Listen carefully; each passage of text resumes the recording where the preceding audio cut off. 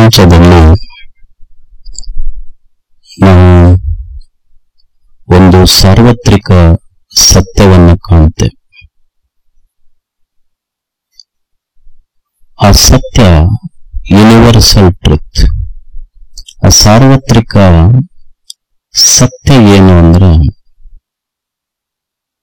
ಪ್ರತಿಯೊಂದು ಯಾವುದೇ ಒಂದು ಕಾರ್ಯ ಘಟಿಸಬೇಕಾದ್ರೆ ಆ ಕಾರ್ಯದ ಹಿಂದೆ ಒಂದು ಕಾರಣ ಇರಲೇಬೇಕು. ಯಾವುದೇ ಒಂದು ಕಾರ್ಯ ಘಟಿಸಬೇಕಾದ್ರೆ ಆ ಕಾರ್ಯದ ಹಿಂದೆ ಒಂದು ಕಾರಣ ಇರಲೇಬೇಕು. Without cause there is no effect. ಕಾರಣವಿಲ್ಲದೆ ಯಾವ ಕಾರ್ಯವೂ ಘಟಿಸುವುದಿಲ್ಲ. ಈಗೊಂದು ಗಡಿಗೆ ಇದೆ. ಗಡಿಗೆ ಅನ್ನುವ ಒಂದು ಕಾರ್ಯ ಆಗಬೇಕಾಗಿದ್ರೆ ಆ ಗಡಿಗೆ ಅನ್ನುವ ಕಾರ್ಯಕ್ಕೆ ಮಣ್ಣು ಕಾರಣ. ಮಣ್ಣು ಅನ್ನುವುದಿಲ್ಲದೆ ಇದ್ರೆ ಗಡಿಗೆ ಆಗ್ತಿರ್ಲಿಲ್ಲ. ಇದು ಕಾರ್ಯ ಕಾರಣ ಮೀಮಾಂಸೆ. ಅಂದ್ರೆ ಈ ವಿಶ್ವದಲ್ಲಿ ಏನೇ ಒಂದು ಕಾರ್ಯ ಘಟಿಸಬೇಕಾಗಿದ್ರ ಆ ಕಾರ್ಯದ ಹಿಂದೆ ಒಂದು ಕಾರಣ ಇರಲೇಬೇಕು. ಈಗ ಮನುಷ್ಯನ ಜೀವನ ಇದೆ. ಮನುಷ್ಯನ ಜೀವನದಲ್ಲಿ ದುಃಖ ಆಗ್ತದೆ. ಒಂದಲ್ಲ 100,000 ಕೋಟಿ ಉಂಟು ಅಂತಾರೆ. ಮನುಷ್ಯನ ದುಃಖ ಒಂದಲ್ಲ ಎರಡಲ್ಲ 100,000 ಕೋಟಿ ಉಂಟು. ಹಿಂಗ ದುಃಖ ಘಟಿಸ್ತಾ ಇದೆಯಲ್ಲ, ಈ ದುಃಖ ಅನ್ನುವ ಕಾರ್ಯಕ್ಕ ಕಾರಣ ಏನಿರಬಹುದು? ಯಾರಿಗೆ ದುಃಖ ಆಗಿಲ್ಲ ಹೇಳಿ ಜಗತ್ತಿನಲ್ಲಿ? ದುಃಖ ಇರ್ಲಾರ್ದವ್ರು ಒಬ್ಬರಲ್ಲ ಅದಾರೇನು? ಎಲ್ಲರಿಗೂ ದುಃಖ ಆಗಿದೆ. ಈ ದುಃಖದ ಕಾರಣ ಏನಿರಬಹುದು? ದುಃಖ ಯಾಕೆ? ಹಿಂದೆ ಈ ದೇಶದ ಒಬ್ಬ ಸಂತ ಬುದ್ಧ ಒಂದು ದೊಡ್ಡ ಸಾಮ್ರಾಜ್ಯ, ಸುಂದರವಾದ ಸತಿ, ಮುಗ್ಧ ಮಗು, ದೊಡ್ಡ ಸಾಮ್ರಾಜ್ಯದ ಸಾಮ್ರಾಟ, ಇದೆಲ್ಲವೂ ಇದ್ದ ಬುದ್ಧ ಅವನಿಗನಿಸ್ತು, ಈ ಜಗತ್ತಿನಲ್ಲಿ ಸುಖ ಇಲ್ಲಂತಲ್ಲ, ಈ ಸುಖದ ಮಧ್ಯದೊಳಗೆ ದುಃಖ ತೂರಿ ಬರ್ತೈತಲ್ಲ ಯಾಕ? ಸುಖ ಇಲ್ಲಂತಲ್ಲ, ಈ ಸುಖದ ಮಧ್ಯದೊಳಗೆ ದುಃಖ ತೂರಿ ಬರ್ತೈತಲ್ಲ, ಇದು ಯಾಕ? ಈ ಸುಖದ ಮಧ್ಯದಲ್ಲಿ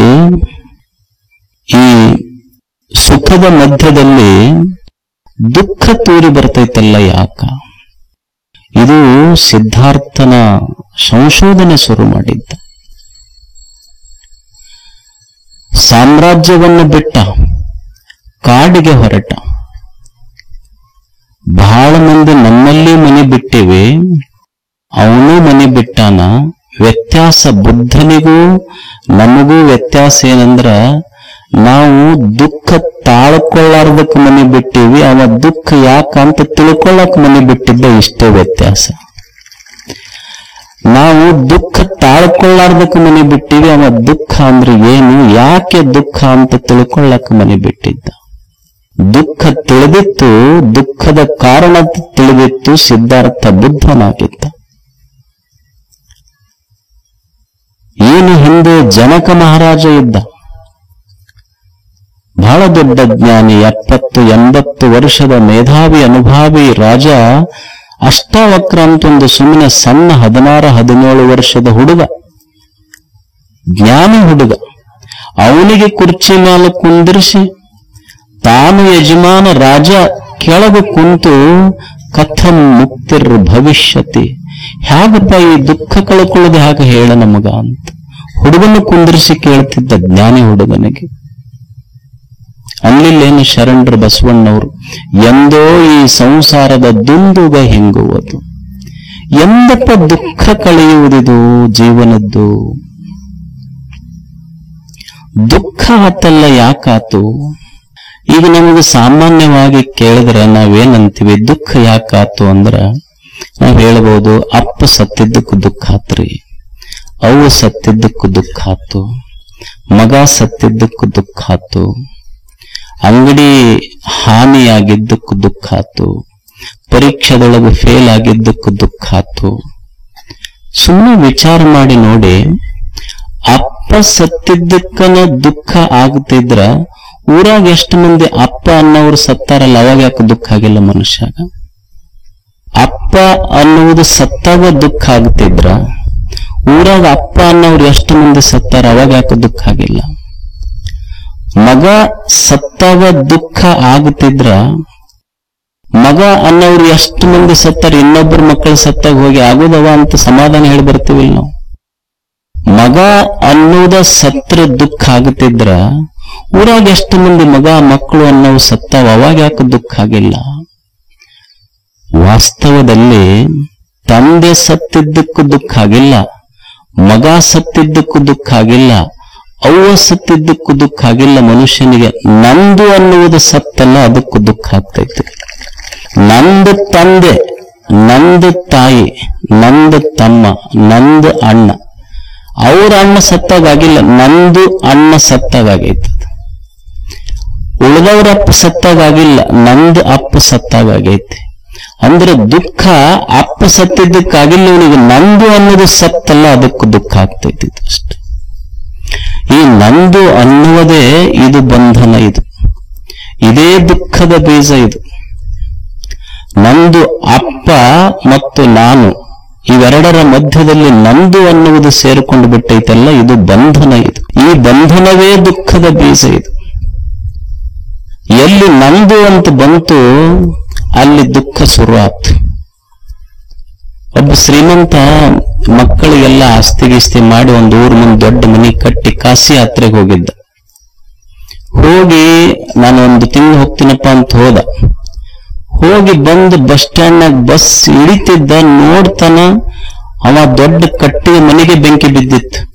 ಇಳ್ದವನ ಕುಸಿದು ಬಿದ್ದ ಅಲ್ಲೇ ಹಾಡಾಡಿಕೊಂಡು ಅಳತಿದ್ದ. ಮಗ ಬಂದ, ಯಪ್ಪ ಯಾಕೆ ಚೀಲತ್ತ ಇಲ್ಲಿ ಯಾಕೆ ಅಳಕತ್ತಿ? ಅಲ್ಲೋ ಯಾಕೆ ಅಳಕತ್ತಿ ಅಂತ ಕೇಳ್ತಿಲ್ಲ, ಮನೆಗೆ ಬೆಂಕಿ ಹತ್ತೈತಿ ನೋಡ್ತಿರ್ಲಿಲ್ಲ ಅಲ್ಲಿ.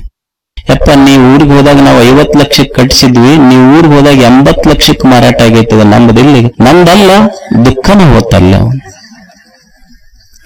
ಮತ್ತ ಸಣ್ಣ ಮಗ ಬಂದಂತಾನೆ, ಇಲ್ಲಪ್ಪ ಅದು ರಿಜಿಸ್ಟ್ರೇಷನ್ಗೆ ಹೋಗಿದ್ವಿ, ಕ್ಯಾನ್ಸಲ್ ಆಗೈತಿ, ನಮ್ಮ ಹೆಸರಲ್ಲಿ ಹಂಗ ಉಳ್ದೈತಿ ಅಂದ ಮತ್ತೆ ಶುರುವಾತ್ ಹಾಡಾಡ್ಕೊಂಡು.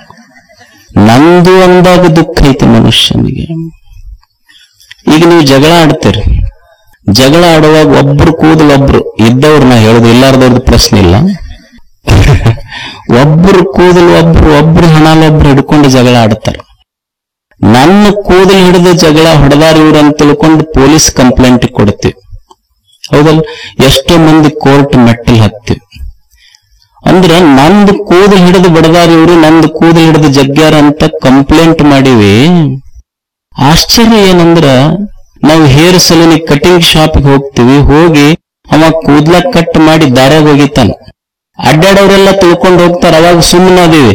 ಆದ್ರೆ ಕೂದಲು ಹಿಡಿದಾಗ ಕಂಪ್ಲೇಂಟ್ ಕೊಟ್ಟಿವಿ, ನಂದು ಅಂದಾಗ ಕಂಪ್ಲೇಂಟ್ ಐತಿ, ಊರು ಮಂದಿ ತಿಳಿದ್ರು ಕಂಪ್ಲೇಂಟ್ ಇಲ್ಲ. ಯಾವಾಗ ನಂದು ಅಂತ ಬಂತು ದುಃಖ ಪ್ರಾರಂಭ ಆಗ್ತೈತೆ ಮನುಷ್ಯನಿಗೆ. ಒಬ್ಬ ಮಾಲೀಕ ಅವನ ಆಳ ಮನುಷ್ಯ ಕರ್ಕೊಂಡು ಕಾಡಿಗೆ ಹೋಗಿ ಶ್ರೀಗಂಧದ ಕಟ್ಟಿಗೆ ಕರೆಕ್ಟ್ ಮಾಡದ. ಶ್ರೀಗಂಧದ ಕಟ್ಟಿಗೆ ಕಡ್ಕೊಂಡು ಇವ ಮಾಲೀಕಲ್ಲ ತಾ ಹೆಂಗ್ ಹೊತ್ಕೊಂತಾನ, ಆಳ ಮಗನ ಮೇಲೆ ಹೊರಿಸಿದವನು. ಏನು? ಗಂಧದ ಕಟ್ಟಿಗೆ ಹೊರಿಸಿ ಕಳು ಮಾಡಕತ್ತಿದ್ರ ಅವ್ರು, ಪರ್ಮಿಷನ್ ಇಲ್ಲಾರ್ದ, ವಿದೌಟ್ ಪರ್ಮಿಷನ್ ಕಳು ಮಾಡ್ಕೊಂಡು ಬರಾಕತ್ತಿದ್ರು. ರೋಡಿಗೆ ಬರೋದ್ರಾಗ ಫಾರೆಸ್ಟ್ ಆಫೀಸರ್ ಬಂದು ಹಿಡಿದ್ರು. ಅವ್ರು ಹಿಡಿದ ತಕ್ಷಣ ಆಳ ಮನುಷ್ಯ ಹೊತ್ಕೊಂಡಿದ್ನಲ್ಲ, ಅವನಿಗೆ ಕೇಳಿದ್ರು ಇದು ಯಾರ್ದಿದು ಅಂತ. ಹೊತ್ಕೊಂಡಿದ್ದವ ಗಂಧದ ಕಟ್ಟಿಗೆ, ನಂದಲ್ರಿ ಅಂದವ. ಅವ ಏನು ಮಾಲೀಕ ಇದ್ನಲ್ಲ, ಹೊತ್ಕೊಂಡಿದ್ದಿಲ್ಲವ, ಯಾರ್ದಂತ ಕೇಳಿದ್ರು ನಂದು ಅಂದವ. ಹೊತ್ಕೊಂಡವ ನಂದಲ್ಲಂದ, ಅರೆಸ್ಟ್ ಆಗ್ಲಿಲ್ಲ. ಹೊತ್ಕೊಳ್ಳಾರ್ದವ ನಂದಂದ, ಹಿಡ್ಕೊಂಡು ಹೋದ್ರೆ ಅರೆಸ್ಟ್ ಆದವ ಅಷ್ಟ. ಅಂದ್ರೆ ನಂದು ಅನ್ನುವುದೇ ಇದು ಬಂಧನ. ಇದು ಸಕಲ ದುಃಖಗಳ ಬೀಜ ಎಲ್ಲೈತಿ ಅಂದ್ರೆ ಈ ನಂದು ಅನ್ನುವ ಬಂಧನದೊಳಗೈತಿ. ಈಗೊಂದು ಗಿಡಿ ಇರ್ತದೆ, ಗಿಡಿ ಅದಕ್ಕೊಂದು ಬಂಗಾರದ ಪಂಜರದಾಗ ಹಾಕಿರ್ತಾರ. ಏನ್ ನೋಡ್ಬೇಕು, ಅದಕ್ಕೊಂದು ಬಂಗಾರದ ಪಂಜರ, ಗೋಲ್ಡನ್ ಕೇಸ್. ಬಂಗಾರದ ಪಂಜರ ಹಾಕ್ಯಾರ, ಬಂಗಾರದ ಪಂಜರದೊಳಗೆ ಬೆಳ್ಳಿ ಬಟ್ಲಿಟ್ಟು ಹಾಲ ಹಣ್ಣ ಎಲ್ಲ ಹಾಕ್ಯಾರ, ಕೀಲಿ ಹಾಕ್ಯಾರ ಒಳಗಿಟ್ಟು ಅದಕ್ಕಂತಾರ ಅವ್ರ ಮನೆಯವರು, ಏನಪ್ಪಾ ನಿನಗೆ ಬಂಗಾರದ ಪಂಜರ ಮಾಡಿಸಿವಿ ಅಂತಾರ. ಅದು ಅಂತೈತಿ, ಮೊದಲು ಬಿಡ್ರಿ ಅಪ್ಪ ನನಗೆ ಇಲ್ಲಿಂದ, I want to fly and sink. ಇದ್ರ ಮೊದಲು ಇದರಿಂದ ಇದು ಬಂಧನ ನನಗೆ. ಬಂಗಾರದ್ದು ನಿಮ್ಮ ತೆಲಿಗಿರ್ಬೋದು, ನಮಗೇನು ಬಂಗಾರ? ನಮಗೆ ನಿಸರ್ಗದೊಳಗೆ ಹಾಡ್ಕೋಂತ ಹೋದ್ರೆ ನಮಗೆ ಬಂಗಾರ ಅಷ್ಟೆ. ಇದು ಬಂಧನ. ಇದು ಈಗ ನೀವು ಒಂದು ಎಮ್ಮೆ ಇರ್ತೈತಿ, ಅದಕ್ಕೊಂದು ಹಗ್ಗ ಕಟ್ಟಿರ್ತೀರಿ, ಮುಂದೆ ಹುಲ್ಲು ಹಾಕಿರ್ತೀರಲ್ಲಿ, ಎಳಿತಿರ್ತೀರಿ, ಅದು ಕಟ್ಟಿರ್ತೀರಿ, ಅದು ತಿನ್ಬೇಕಂತ ಹೋದ್ರ ಆಗೋದಿಲ್ಲ, ಯಾಕಂದ್ರೆ ಹುಲ್ಲು ದೂರ ಇರ್ತೈತಿ. ಹಗ್ಗ ಕಟ್ಟಿವೆಲ್ಲ, ಇದು ಬಂಧನ. ಇದು ಹಗ್ಗ ಕಟ್ಟಿವೆಲ್ಲ, ಇದು ಬಂಧನ. ಇದು ಈಗ ಒಬ್ಬ ಕಳ್ಳ ಇರ್ತಾನ, ಕೊಲೆ ಮಾಡಿರ್ತಾನ, ಪೊಲೀಸರು ಅವನಿಗೆ ಎರಡು ಕೈಗೆ ಕೊಳಗ ಹಾಕೊಂಡು ಹೋಗ್ತಾರಿಲ್ಲ, ಕಟ್ಕೊಂಡು ಅವನು ಕೊಳ್ಳ ಹಾಕೊಂಡು ಬೇಡಿ ಹಾಕೊಂಡು ಹೋಗ್ತಿರ್ತಾರಲ್ಲ, ಅರೆಸ್ಟ್ ಆಗಿರ್ತಾನ. ಇದು ಬಂಧನ. ಇದು ಇದಕ್ಕೇನಂತಾರ ಅಂದ್ರೆ ಭೌತ ಬಂಧನ ಅಂತ ಕರೀತಾರ. ಅಂದ್ರ ಒಂದು ಗಿಳಿಗೆ ಪಂಜರದೊಳಗೆ ಹಾಕ್ಯಾರ, ಒಂದು ಎಮ್ಮೆಗೆ ಹಗ್ಗ ಕಟ್ಟ್ಯಾರ, ಒಬ್ಬ ಕಳ್ಳನಿಗೆ ಪೊಲೀಸರು ಬೇಡಿ ಹಾಕೊಂಡು ಕರ್ಕೊಂಡು ಹೋಗ್ಯಾರ. ಇದು ಭೌತ ಬಂಧನ. ಇದನ್ನು ಬಿಡಿಸ್ಕೋಬಹುದು. ಎಷ್ಟೋ ಪಕ್ಷಿಗಳ ಪಂಜರದಿಂದ ಹಾರು ಹೋಗ್ಯಾವ, ಎಮ್ಮಿ ಕರ ಹರ್ಕೊಂಡು ಹೋಗ್ಯಾವ, ಕಳ್ಳರು ಜೈಲು ಜಿಗಿದು ಹೋಗ್ಯಾರ. ಆದ್ರೆ ಇನ್ನೊಂದು ಇದಕ್ಕಿಂತ ಮಿಗಿಲಾದ ಬಂಧನ ಐತಿ, ಅದು ಬಿಡಿಸ್ಕೊಳ್ಳಕ್ ಬರಲಾರ್ದ ಬಂಧನ ಐತಿ.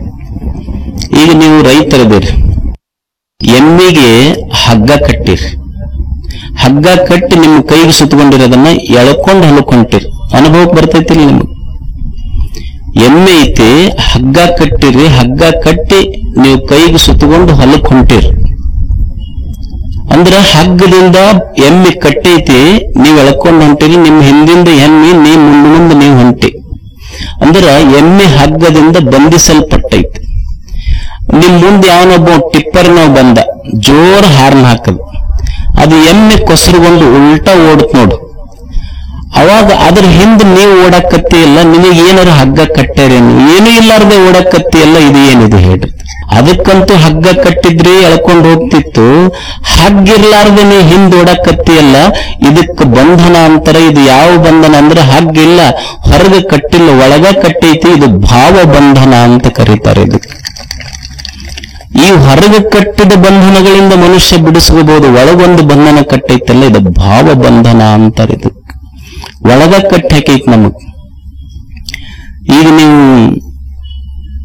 ಮದುವೆ ಆಗ್ತೀರಿ, ಮದುವೆ ಆದಾಗ ಇಬ್ಬರಿಗೆ ಒಂದೊಂದು, ಆ ಕಡೆ ಎಡಕ್ಕೋ ಅವ್ರ ಎಡಕ್ಕೋ ಇವ್ರ ಬಲಕ್ಕೆ, ಯಾರೊಬ್ರು ಎಡಕ ಬಲಕ ಕುಂತಿರ್ತೀರ ಅಷ್ಟೆ. ಅವಾಗ ಎಡಕ ಬಲಕ, ಮದುವೆ ಆದ್ಮೇಲೆ ಎಲ್ಲರೂ ತಲೆ ಮೇಲೆ ಕುಂದ್ರದ. ಆಮೇಲೆ ಏನು ಕುಂತಿರ್ತೀರಲ್ಲ, ಅವ್ರು ಎಡಕ್ಕೂ ಕುಂತಾರ, ನೀವು ಬಲಕ್ ಕುಂತೀರಿ. ಅವ್ರ ಮಂತ್ರ ಹೇಳ್ತಿರ್ತಾನ, ಸಾವಧಾನ ಸುಮೂರ್ತೆ ಅಂತ. ಕೇಳಿರೇನು ಶಬ್ದ? ಕೇಳಿದ ಮದುವೆ ಆಗಿರಲಿಲ್ಲ ನೀವು? ಅದು ಏನವ ಮಂತ್ರ ಹೇಳ್ತಿರ್ತಾನ, ಮುಂದೊಬ್ಬ ಫೋಟೋಗ್ರಾಫರ್ ಇರ್ತಾನ, ಅವ ಈ ಕಡೆ ಮಂತ್ರ ನಡೆದೈತಿ, ಅವ ಸ್ವಲ್ಪ ಸ್ಮೈಲ್ ಪ್ಲೀಸ್ ಅಂತಿರ್ತಾನ. ಸ್ವಲ್ಪ ನಗರಿ, ಈಗಷ್ಟ ನಗರಿ, ನೀವು ಸ್ವಲ್ಪ ನಗರಿ, ಈಗಷ್ಟ ನಗರಿ, ಮುಂದೆ ಖಾಯಂ ಒಳದೈತಿ, ಈಗಷ್ಟ ನಗರಿ ನೀವು ಅಂತಿರ್ತಾನೆ. ಅವಾಗ ಪುರೋಹಿತರು ಕುಂತಿರ್ತಾರಲ್ಲಿ, ನಿಮ್ಮಿಬ್ಬರನ್ನು ಕೂಡಿಸಿ ಸಾವಧಾನೆ ಸೋಮೂರ್ತಿ ಅಂತ ಹೇಳಿ ಒಂದು ತೆಳ್ಳನ ಅರಿವಿ ಇರ್ತೈತಿಲ್ಲ, ಅದಕ್ಕ ನಿಮಗ ಅವ್ರದೊಂದು ಬಟ್ಟಿಗೆ ನಿಮ್ಮದೊಂದು ಬಟ್ಟಿಗೆ 2 ಗಂಟು ಹಾಕ್ತಾರೆ. ಹಾಕಿ ಅವ ಏನಂತಾನೆ, ಇದು ಬ್ರಹ್ಮಗಂಟು ಅಂತಾನದಕ್ಕೆ. ಬ್ರಹ್ಮಗಂಟಪ್ಪ, ಇದು 7 ಜನ್ಮಕ್ಕ ನಿಮಗ ಕೂಡೇ ಇರಬೇಕು, ಇದು ಬ್ರಹ್ಮಗಂಟು ಅಂತ ಹೇಳಿ ಅವತ್ತು ಕೈ ಬಿಡ್ತಾರ. ನಿಮಗೆ ಅರಿವಿ ಹರ್ಕೊಂಡು ಹೋಗ್ಯಾವ, ಗಂಟು ಪುರೋಹಿತನೂ ಇಲ್ಲ, ಆ ಗಂಟು ಇಲ್ಲ, ಆದ್ರೂ ಮನ್ಯಾಗ ಗಂಟಿರ್ಲಿದ, ನನಗೆ ಗಂಟು ಬಿದ್ದೈತಿ ಅಂದ. ಅದು ಗಂಟು ಎಲ್ಲೈತಿ ಹೇಳ್ರಿ?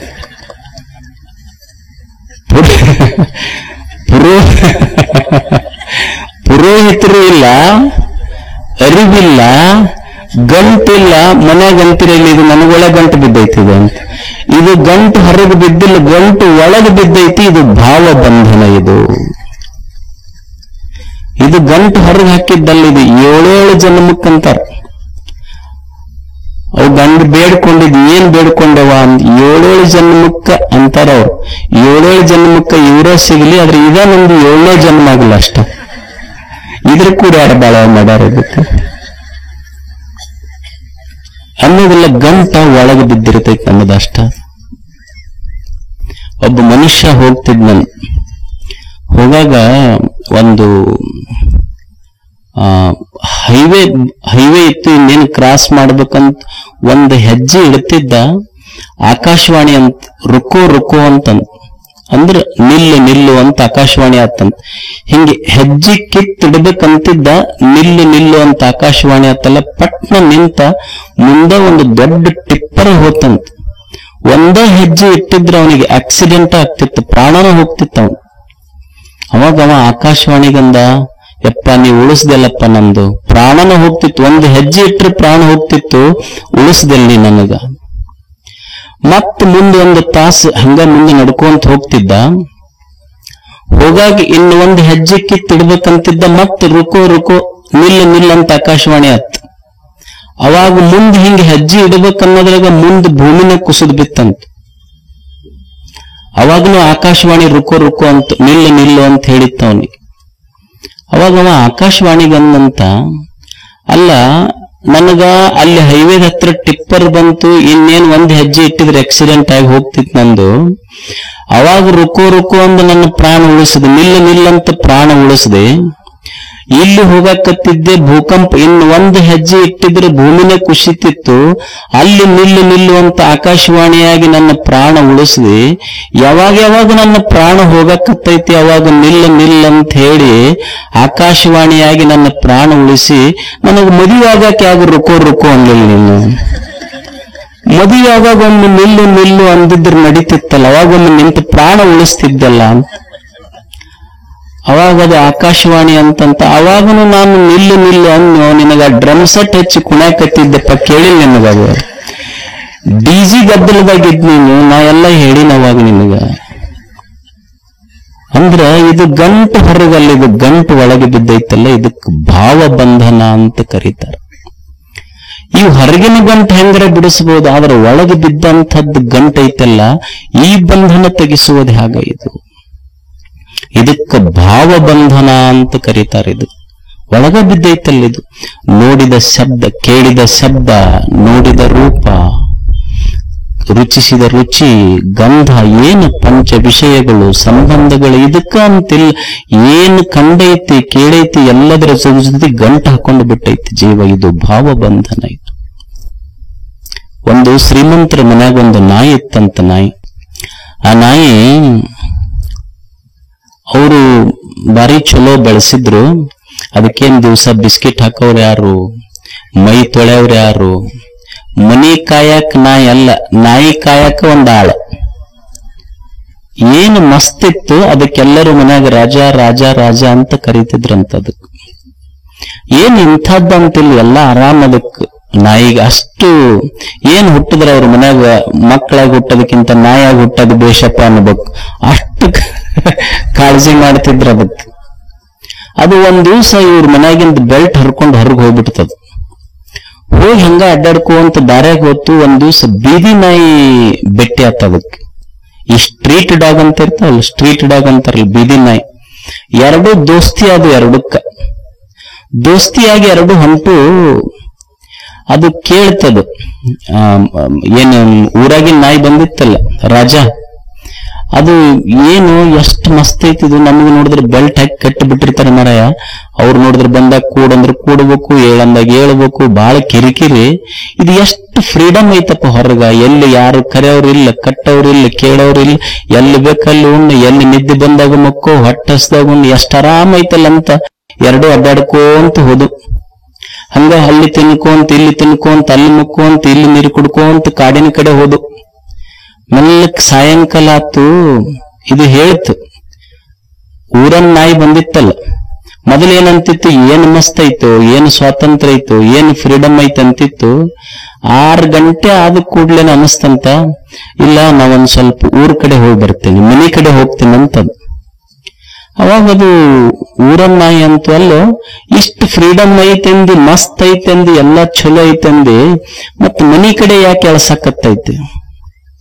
ಇಲ್ಲ, ಇದೆಲ್ಲ ಚಲೋ ಐತಿ ಖರೆ, ಆದ್ರೂ ಮನಿ ಕಡೆ ಎಳ್ದಕ್ಕೆ ಎಳಸ್ತೈತಿ ಅಂದ್ರೆ ಅವ್ರು ಮನ್ಯಾಗಿದ್ದವ್ರು ನನಗ್ ರಾಜ ರಾಜ ಅಂತಾರಲ್ಲ, ಅದು ಅನಿಸ್ಕೋಬೇಕು ಅನ್ಸಕತ್ತೈತಿ, ಅದಕ್ಕೆ ಹೇಳಕತ್ತೈತಿ ಇದು ಅಂತ ಅನ್ಸುದಿಲ್ಲ. ಅವ್ರು ಮನ್ಯಾಗಿದ್ದವ್ರು ಸ್ವಲ್ಪ ರೀ ರೀ ಅಂತಿರ್ತಾರ, ಅದಕ್ಕೆ ಕೇಳಿಸ್ತೈತಿ ಮನೆಗೆ ಅಂತ ಅನಿಸ್ತಿರ್ತೈತಿ. ಅದಕ್ಕಷ್ಟ ಅಂದ್ರ ಒಂದು ಇದು ಭಾವಬಂಧನ ಅಷ್ಟೆ, ಒಂದು ಶಬ್ದ ಕಟ್ಟಿ ಹಾಕೈತಿ ನೋಡ್ರಿ. ಇದು ಬಂಧನ ಎಷ್ಟು ಆಳಕ್ಕೆ ಹೋಗ್ತೈತಿ ಮನುಷ್ಯಗ ಅಂದ್ರ, ಈಗ ಮನ್ಯಾಗ ಹಳೆ ಮುದುಕರು ಇರ್ತಾವ ನೋಡ್ರಿ, ಇನ್ನೇನ್ ಈಗೋ ಆಗೋ ಇನ್ನೊಂದು ಕ್ಷಣಕ್ಕೋ ಪ್ರಾಣನ ಹೋಗ್ತಿರ್ತೈತಿ ಅವ್ ಕುರಿತು. Literally he is on death bed, ಇನ್ನೇನು ಪೂರಾ ಸಾವಿನ ಹಾಸಿಗೆ ಮೇಲೆ ಮಲ್ಕೊಂಡನ್. ಕರೆದು ಮಗಳಿಗೆ ಕರೀತಾರ, ಮಗನಿಗೆ ಕರೀತಾನ. ಮಗಳೆಲ್ಲ ತವ್ರ ಮನ್ಯಾಗಿರ್ತಾ, ಇದು ಗಂಡನ ಮನೆಗೆ ಹೋಗಿರ್ತಾಳ. ಏನ್ ಅಪ್ಪ ಈಗೋ ಆಗೋ ಹೋಗ್ಕ, ಇನ್ನೇನ್ ಒಂದು ಗುಟಕ್ ನೀರಿಗಂತ ತಿಳ್ಕೊಂಡು ಕರೀತಾರ. ಮಗಳಿಗೆ ಮುಖ ನೋಡಿ ಬಿಡ್ಬೇಕು ಕೊನೆದನ್. ಅವಾಗ ಮಗಳಿಗೆ ಕರೀತಾನ, ಕರೆದು ಕೈ ಮೇಲೆ ಕೈ ಹಾಕಿಸ್ಕೊಂತಾನೀಗ ನೋಡು, ನನ್ನ ಆತ್ಮಕ್ಕೆ ಶಾಂತಿ ಸಿಗಬೇಕಾದ್ರ ನಿನ್ನ ಮಗಳಿಗೆ ನನ್ನ ಮೊಮ್ಮಗನಿಗೆ ಕೊಡ್ಬೇಕು. ಯಾವಾಗಿದು ತನ್ನ ಮ್ಯಾಲ ಹೊಂಟಾನ. ನಿನ್ನ ಮಗಳಿಗೆ ನನ್ನ ಮೊಮ್ಮಗನಿಗೆ ಕೊಟ್ರನ ನನ್ನ ಆತ್ಮಕ್ಕೆ ಶಾಂತಿ. ಇವ್ರ ಮನೆಯವ್ರ ಅಂತಾರೆ, ನಿಮ್ ಮೊದಲು ಹೋಗಿ ನಮ್ಗೆಲ್ಲರಿಗೂ ಶಾಂತಿ ಸಿಗ್ತೈತೆ ಅಂತ ಇವ್ರು ಅಂತಿರ್ತಾರೆ. ಅಂದ್ರ ತಾನು ಹೋದ ಮೇಲನೂ ಇದು ಉಳಿಬೇಕಂತಾನಲ್ಲ. ಇದು ಎಷ್ಟು ಆಳವಾಗಿ ಬಂಧನ ನಮ್ಮಲ್ಲಿ ನೆಲೆಯೂರೈತೆಲ್ಲ. ಈ ಬಂಧನವೇ ದುಃಖಕ್ಕೆ ಕಾರಣ ಆಗಿದೆ ಮನುಷ್ಯನಿಗೆ. ಏನಿದು ಬಂಧನ? ಈ ಬಂಧನ ಯಾಕಾತ ಮನುಷ್ಯನಿಗೆ? ನಾವೆಲ್ಲ ಆಯ್ತು ಬಿಡ್ರಿ, ಬಂಧನ ಅಂತೂ ದುಃಖಕ್ಕೆ ಕಾರಣ ಆತ, ಕರೆಕ್ಟ್. ಈ ಬಂಧನ ಯಾಕಾತು? ಈ ಬಂಧನ ಯಾಕಾತು ಅಂದ್ರ ಅಜ್ಞಾನದಿಂದ ಆತ ಮನುಷ್ಯನಿಗೆ. ಏನ್ ಅಜ್ಞಾನ? ಅಜ್ಞಾನ ಅಂದ್ರೆ ಏನಲ್ಲ, ತಪ್ಪು ತಿಳ್ಕೊಳ್ಳೋದಷ್ಟ. ನಾವು ಏನು ತಿಳ್ಕೊಂಡಿವಿ, ತಪ್ಪು ತಿಳ್ಕೊಂಡಿದ್ದಕ್ಕೆ ನಮಗ ದುಃಖ ಆಗೈತೆ ಅಷ್ಟ. ನಾವೇನು ತಪ್ಪು ತಿಳ್ಕೊಂಡಿವಿ? ಈ ದೇಹ ಐತಲ್ಲ, ಇದು ನಮ್ದು ಅಂತ ತಿಳ್ಕೊಂಡಿ. ಮತ್ ನೀವ್ ಅನ್ಬೋದು, ಏನ್ ಯಾರ ಮಂದಿದ್ ಅನ್ಕೊಂತ ಹೋಗೋಣನ್ರಿ? ನಮ್ದು ಅನ್ಲಾರ್ದೇನು ಮಂದಿದ್ ಅನ್ಕೊಂತ ಹೋಗಕ್ಕಾಗತ್ತ? ಹಂಗಲ್ಲ. ನೀವು ಸುಮ್ಮನೆ ವಿವೇಚನೆ ಮಾಡ್ರಿ. ಈಗ ಇವ ನಮ್ಮ ಸೇವಕ ಅಂತ ನೀವು ಅನ್ಬೇಕಾದ್ರ, ಹಿ ಈಸ್ ಮೈ ಸರ್ವೆಂಟ್, ಇವ ನನ್ನ ಸೇವಕ ಅಂತ ಅನ್ಬೇಕಾದ್ರ ಅವ ನೀವು ಹೇಳ್ದಂಗೆ ಕೇಳ್ಬೇಕು ಮೊದಲು, ಅಂದ್ರೆ ಅವ್ರು ನಿಮ್ಮ ಸೇವಕರು. ಈಗ ನೀವು ವಿಚಾರ ಮಾಡ್ರಿ, ಈ ದೇಹ ಐತಲ್ಲ, ಇದು ನಂದು ಅಂತ ನಾನು ಅಂತೀನಿ ಖರೆ, ನಾ ಹೇಳ್ದಂಗೆ ಏನು ಕೇಳೈತಿ ಇದು ದೇಹ ನೋಡ್ರಿ. ಈಗ ಒಳಗು ಹೃದಯ ಬಡಿಯಾಕತ್ತೈತೆ ಇಲ್ಲ? ನಾ ಬಡಿ ಅಂದಾಗ ಅದು ಬಡಿತೈತೇನು, ಅಥವಾ ನಾ ನಿಲ್ ಅಂದಾಗ ನಿಲ್ತೈತೇನು? ಇದನ್ನ ಬಡಿಸೋದು ನಿಲ್ಲಿಸೋದು ನನ್ನ ಕೈಯಾಗೈತೇನು? ಮತ್ತು ನಾ ಸುಮ್ಮನೆ ಮಲ್ಕೊಂಡಾಗೂ ಇದನ್ನ ದೇಹವನ್ನ ಬಡಿಸುವುದು ನಿಲ್ಲಿಸುವುದು ಮಾಡಾಕತ್ತಾನಲ್ಲ, ಇದು ನನ್ನ ಕೈಯಾಗಿಲ್ಲ, ಯಾವನೋ ಒಬ್ಬ ಮಾಡ್ಸಕತ್ತಾನಲ್ಲ ಅವನ ಕೈಯಾಗೈತಿ ದೇಹ. ಇದು ನನ್ನ ಕೈಯಾಗಿಲ್ಲ. ಇದು ಈಗ ನಾ ಎಷ್ಟು ಕಾಸ್ಮೆಟಿಕ್ಸ್ ಹಚ್ಕೊಂತೀನಿ, ಸೌಂದರ್ಯವರ್ಧಕ ವಸ್ತುಗಳನ್ನು ಹಚ್ಕೊಳಕತ್ತೀನಿ, ಮುಖ ಕೆಡಬಾರ್ದಂತೀನಿ, ನನ್ನ ಸೌಂದರ್ಯ ಹೋಗಬಾರ್ದಂತ ಸ್ನೋ ಹಚ್ಚಿನಿ, ಪೌಡರ್ ಹಚ್ಚಿನಿ, ಸಾಬೂನ್ ಹಚ್ಚಿನಿ, ಅದು ನನ್ನ ಸೌಂದರ್ಯ ಕೆಟ್ಟು ಮುಪ್ಪಾಗದೆ ನಿಂತ. ನಾ ಹೊರಗೆ ಎಷ್ಟು ಪ್ರಯತ್ನ ಮಾಡಿದ್ರು ಒಳಗದು ಮುಪ್ಪು ಮಾಡೋದೊಂದು ಕೆಲಸ ಒಳಗ್ ಕುಂತು ಮಾಡಾಕತ್ತೈತಲ್ಲ, ಮತ್ತದು ನನ್ನ ಕೈಯಾಗೈತೇನೆ ಹೇಳಿ. ನಾ ಎಷ್ಟು ಪ್ರಯತ್ನ ಮಾಡಿ ನನ್ನ ಕೂದಲು ಹೋಗಬಾರದು ಅಂತ, ಬೆಳಿಗ್ಗೆದ್ದು ಮುಖ ಎಲ್ಲಿಂದ ತೊಳಿಬೇಕು ಅನ್ನೋದು ಗೊತ್ತಾಗುವಂತ. ಈಗ ಮೊದಲು ಹೀರೋ ಇದ್ದಂಗಿದ್ದೆ, ಹಿಂಗ್ ಉಫ್ ಅಂತಿದ್ರು ಕೂದಲ್ ಮ್ಯಾಲ ಹೋಗ್ತಿದ್ದೆ, ಈಗ ಉಫ್ ಅಂತಿದ್ರು ನನ್ನ ಮ್ಯಾಲ ಹೋಗಕ್ ಬಂದಿನಿ. ಹೌದಲ್ಲ? ನಾ ಹೇಳ್ದಂಗ ನನ್ನ ಕಣ್ಣ ಮಬ್ಬಾಗಬಾರ್ದಂತ ನಾ ಅಂತೇನೆ, ಅದು ಸಾಧ್ಯ ಆಗೈತೆ ನನ್ನ ಕಡೆಯಿಂದ. ನನ್ನ ಕೂದಲು ಹೋಗಬಾರ್ದಂತೀನಿ, ಸಾಧ್ಯ ಆಗೈತೇನು? ನಂದು ದೇಹ ಅಂದ್ರೆ ನಾ ಹೇಳ್ದಂಗ ಕೇಳಬೇಕಾಗಿತ್ತಲ್ಲ, ಇದು ನನ್ನ ಮಾತು ಕೇಳಾಕತ್ತಿಲ್ಲ, ಯಾವನೋ ಒಬ್ಬನ ಮಾತು ಕೇಳಾಕತ್ತೈತಲ್ಲ. ಇದು ಭರ್ತೃಹರಿ ಬರಿತಾನೆ, ಎಷ್ಟು ಸುಂದರವಾಗಿ ಬರಿತಾನೆ. ಗಾತ್ರಂ ಸಂಕುಚಿತಂ ಗತಿರ್ ವಿಗಲಿತಾಹ ಭ್ರಷ್ಟಾಚ ದಂತಾವಲಿ ದೃಷ್ಟಿರ್ನಶ್ಯತಿ ವರ್ಧತೆ ಬದಿರತಾ ವಕ್ತ್ರಂಚ ಲಾಲಾಯತೆ ವಾಕ್ಯಂ ನಾದ್ರೀಯತೆ ಚ ಬಾಂಧವಜನೋ ಭಾರ್ಯಾನ ಶುಶ್ರೂಷತಿ. ಹಾಯ್ ಕಷ್ಟಂ ದೇಹಸ್ಯ ಜೀರ್ಣಾವಯಸಃ ಪುತ್ರೋಪಿ ಅಮಿತ್ರಾಯತೆ. ನನ್ನ ದೇಹ ಐತಲ್ಲ, ನಾ ಏನ್ ಬೇಕಂತ ಮುಪ್ಪು ತಗೊಂಡಿಲ್ಲ, ಅದು ನನಗ್ ಗೊತ್ತಿಲ್ಲಾರ್ದಂಗ ಬರಕತ್ತೈತಿ, ಯಾವನೋ ಒಬ್ಬ ಕುಂತು ಮಾಡ್ಸಕತ್ತಾನ. ಇದಕ್ಕ ಗಾತ್ರಂ ಸಂಕುಚಿತಂ. ಈ ದೇಹ ಐತಲ್ಲ, ಮೊದಲೇನು ಹಂಗ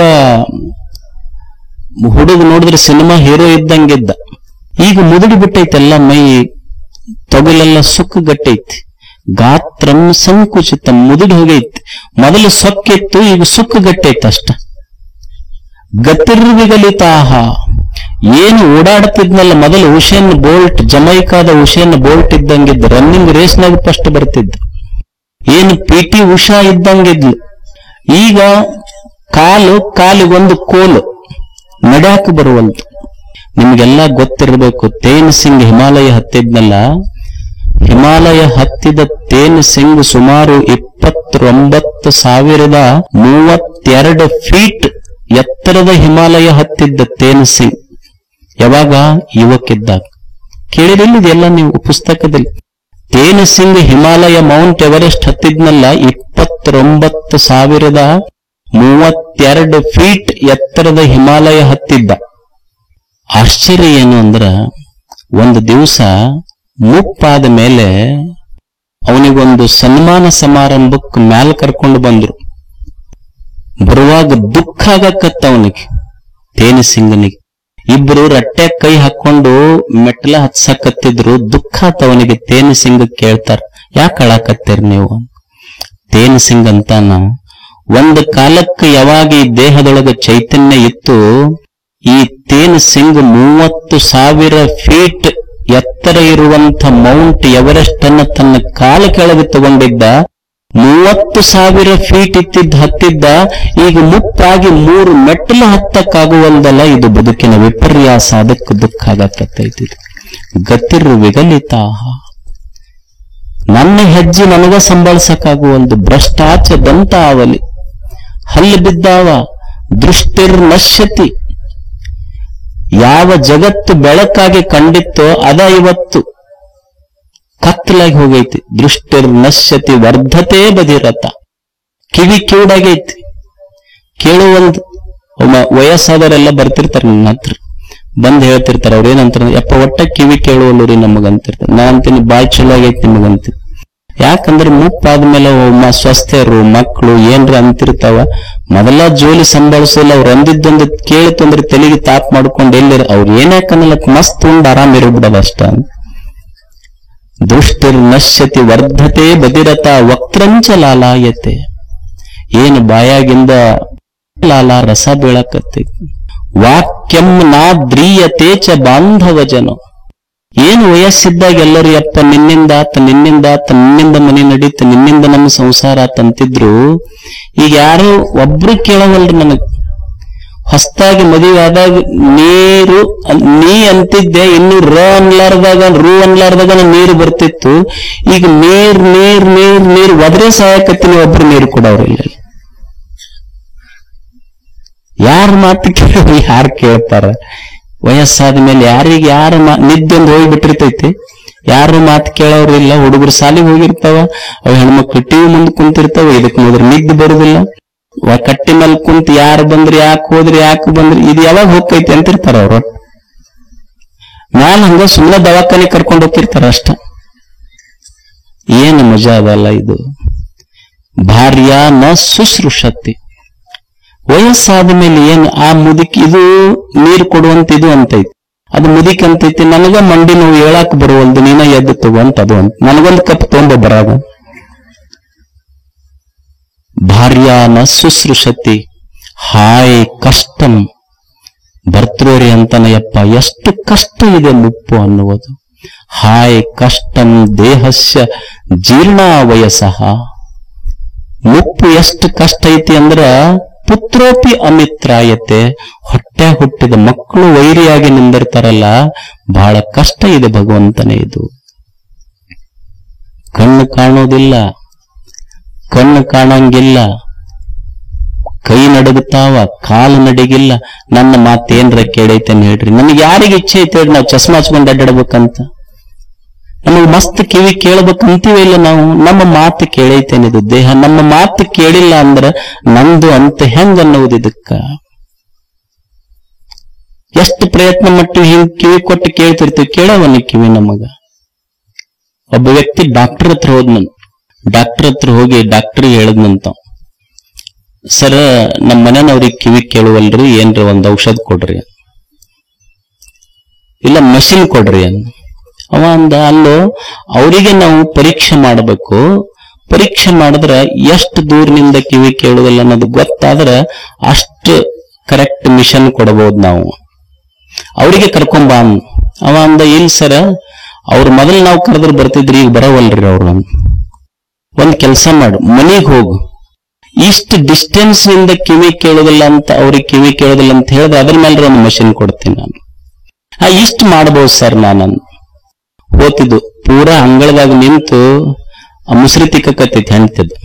ಅಂಗಳದಾಗ ನಿಂತು ಏನ್ ಮಾಡಿ ಇವತ್ ನಾಷ್ಟಕ್ಕಂತ ನೋ ರಿಟರ್ನ್. ಆಮೇಲೆ ಅಡಿಗೆ ಮನಿ ತಲಬಾಗಿಲಿಗೆ ಹೋತು, ಮನಿ ತಲಬಾಗಿಲಿಗೆ ಹೋತು, ನಾಷ್ಟಕ್ಕೆ ಏನ್ ಮಾಡಿ ಅನ್. ಅಲ್ಲಿ ಏನು ರಿಟರ್ನ್ ಬರ್ಲಿಲ್ಲ. ಅಡಿಗೆ ಮನಿ ಬಾಕಲಿಗೆ ಹೋತು, ನಾಷ್ಟಕ್ಕೆ ಏನ್ ಮಾಡಿ ಅಂತ ಕೇಳ, ಅಲ್ಲಿ ಏನು ಕೇಳಿಲ್ಲ.